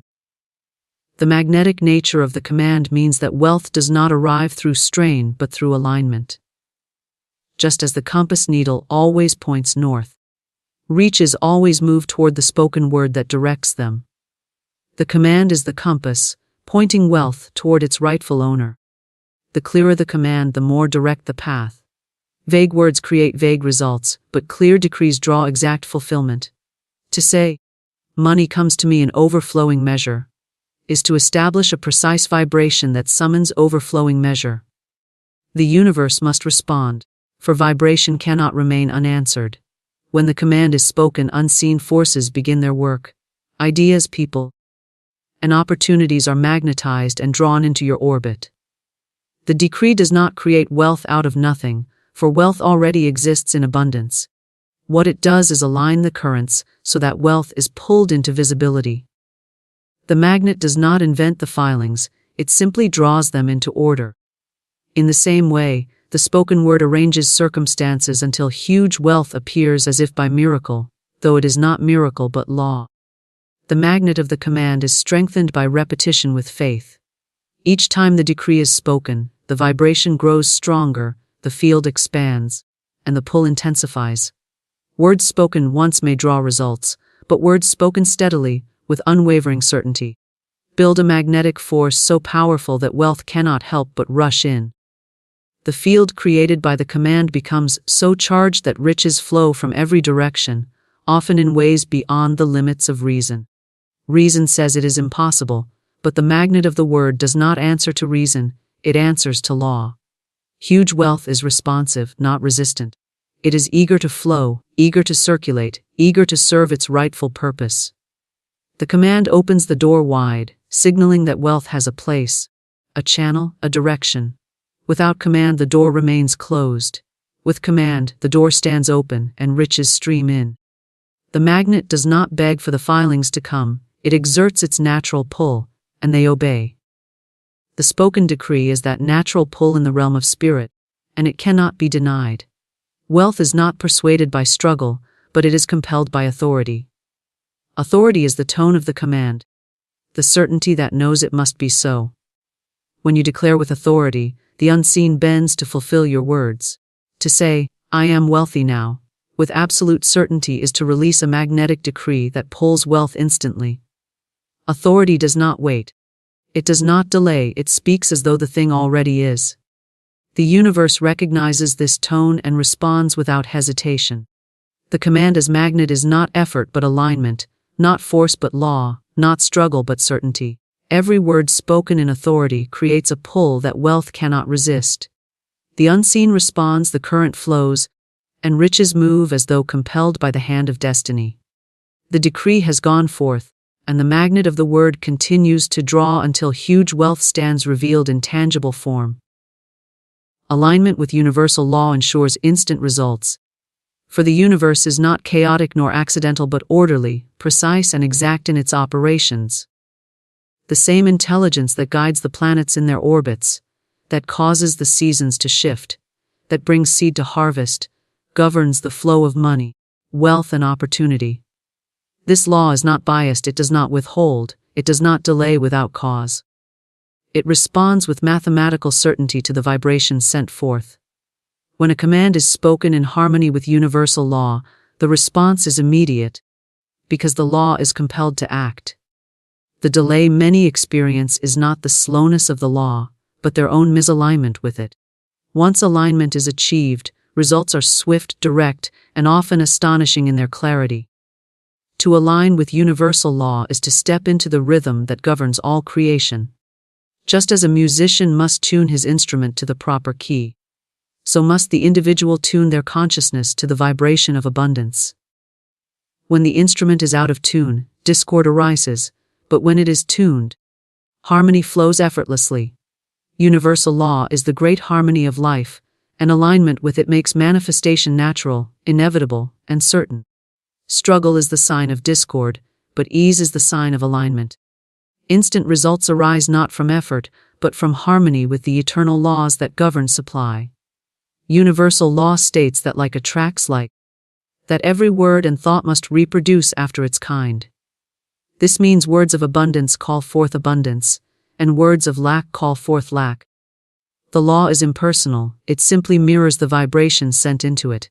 To align with it is to send forth only that which you desire returned. The one who complains of poverty yet longs for wealth is misaligned, for their vibration contradicts their desire. The one who decrees wealth while silently doubting is also misaligned, for doubt weakens the signal. But the one who speaks with faith, certainty, and joy is aligned, and the law must return to them exactly what they decree. Instant results do not come from rushing, but from removing contradiction. When thought, word, and feeling move in one direction, the law acts without delay. It is the divided vibration that delays results, not the law itself. To align is to unify, to to bring all parts of self into agreement with the truth that abundance already exists and is now manifesting. Once that unity is reached, manifestation becomes instant, for the law no longer meets resistance. It flows as naturally as water down a slope, unobstructed, direct, and inevitable. Consider how the law of gravity operates. It does not hesitate, it does not waver, it does not question. Drop a stone, and it falls. Speak a command in alignment with universal law, and results appear with the same certainty. The law of supply is as exact as the law of gravity. It cannot fail, it cannot falter, it cannot be persuaded otherwise, it simply obeys. To align with it is to step into a power that never changes, never diminishes, never falters. The moment the alignment is complete, results manifest without delay, for the law is already active, waiting only for the signal of agreement. The alignment begins in consciousness. The mind must see abundance as natural, as inevitable, as ever-present. To believe money is scarce is to contradict the law, for the law is infinite. To believe opportunities are few is to misalign, for the law is overflowing. To believe wealth is reserved for some and denied to others is to misalign, for the law is impartial. Alignment comes from seeing truth, speaking truth, and feeling truth. The truth is that supply is limitless, that abundance is natural, that wealth is a current flowing ceaselessly. The more one accepts this truth, the stronger the alignment, and the swifter the results. When aligned, the spoken word carries creative authority. It is no longer a mere wish, but a decree. Universal law does not respond to uncertainty, it responds to certainty. When you speak in alignment, the decree carries the full weight of law behind it. The universe rushes to fulfill it because the vibration is exact. There is no delay, no hesitation, no question. The law mirrors perfectly. Alignment turns the decree into a magnet that draws instant fulfillment. Alignment also means surrendering resistance. Resistance appears in the form of fear, doubt, guilt, or anxiety. These emotions are signals of misalignment, blocking the flow of supply. The law is always ready to deliver, but resistance acts like a barrier. Remove the barrier, and the flow is instant. Trust, faith, and gratitude dissolve resistance and create openness. Gratitude especially aligns instantly, for it declares that the thing is already received. Gratitude is agreement with the law, and agreement opens the channel. The moment gratitude is felt sincerely, results rush in, for the law recognizes the vibration of completion. Universal law does not delay in itself. The appearance of delay is the soul's process of moving into alignment. Some align quickly, others slowly, but the law remains constant. This is why results can appear instant when alignment is perfect, because the law does not need time to operate. Time is only the measure of alignment. The instant alignment occurs, results appear. This is the mystery of sudden manifestation. Nothing sudden has happened in the law, only in the consciousness of the one who finally aligned. To live in continual alignment is to live in continual abundance. It is to walk in harmony with the currents of life, never forcing, never striving, always allowing. Instant results become natural because the vibration is always tuned. The decree is spoken, the result appears, as naturally as cause produces effect. This is the rhythm of alignment with universal law. It is not a matter of chance, not a matter of luck, not a matter of effort, but a matter of harmony. Harmony draws supply as surely as discord repels it. When thought, word, and action align with law, the individual becomes a living magnet for wealth. Opportunities, people, ideas, and resources move toward them with uncanny speed. The outer world rearranges itself to obey the inner decree, because the decree is no longer at odds with itself. The universe is compelled to respond. This compulsion is not force but law, as natural as day following night. Instant results are nothing more than the natural outworking of perfect alignment. This is about 1020 words. Would you like me to also compile all 5 expanded keynotes into a single continuous speech style, flow, keeping the tones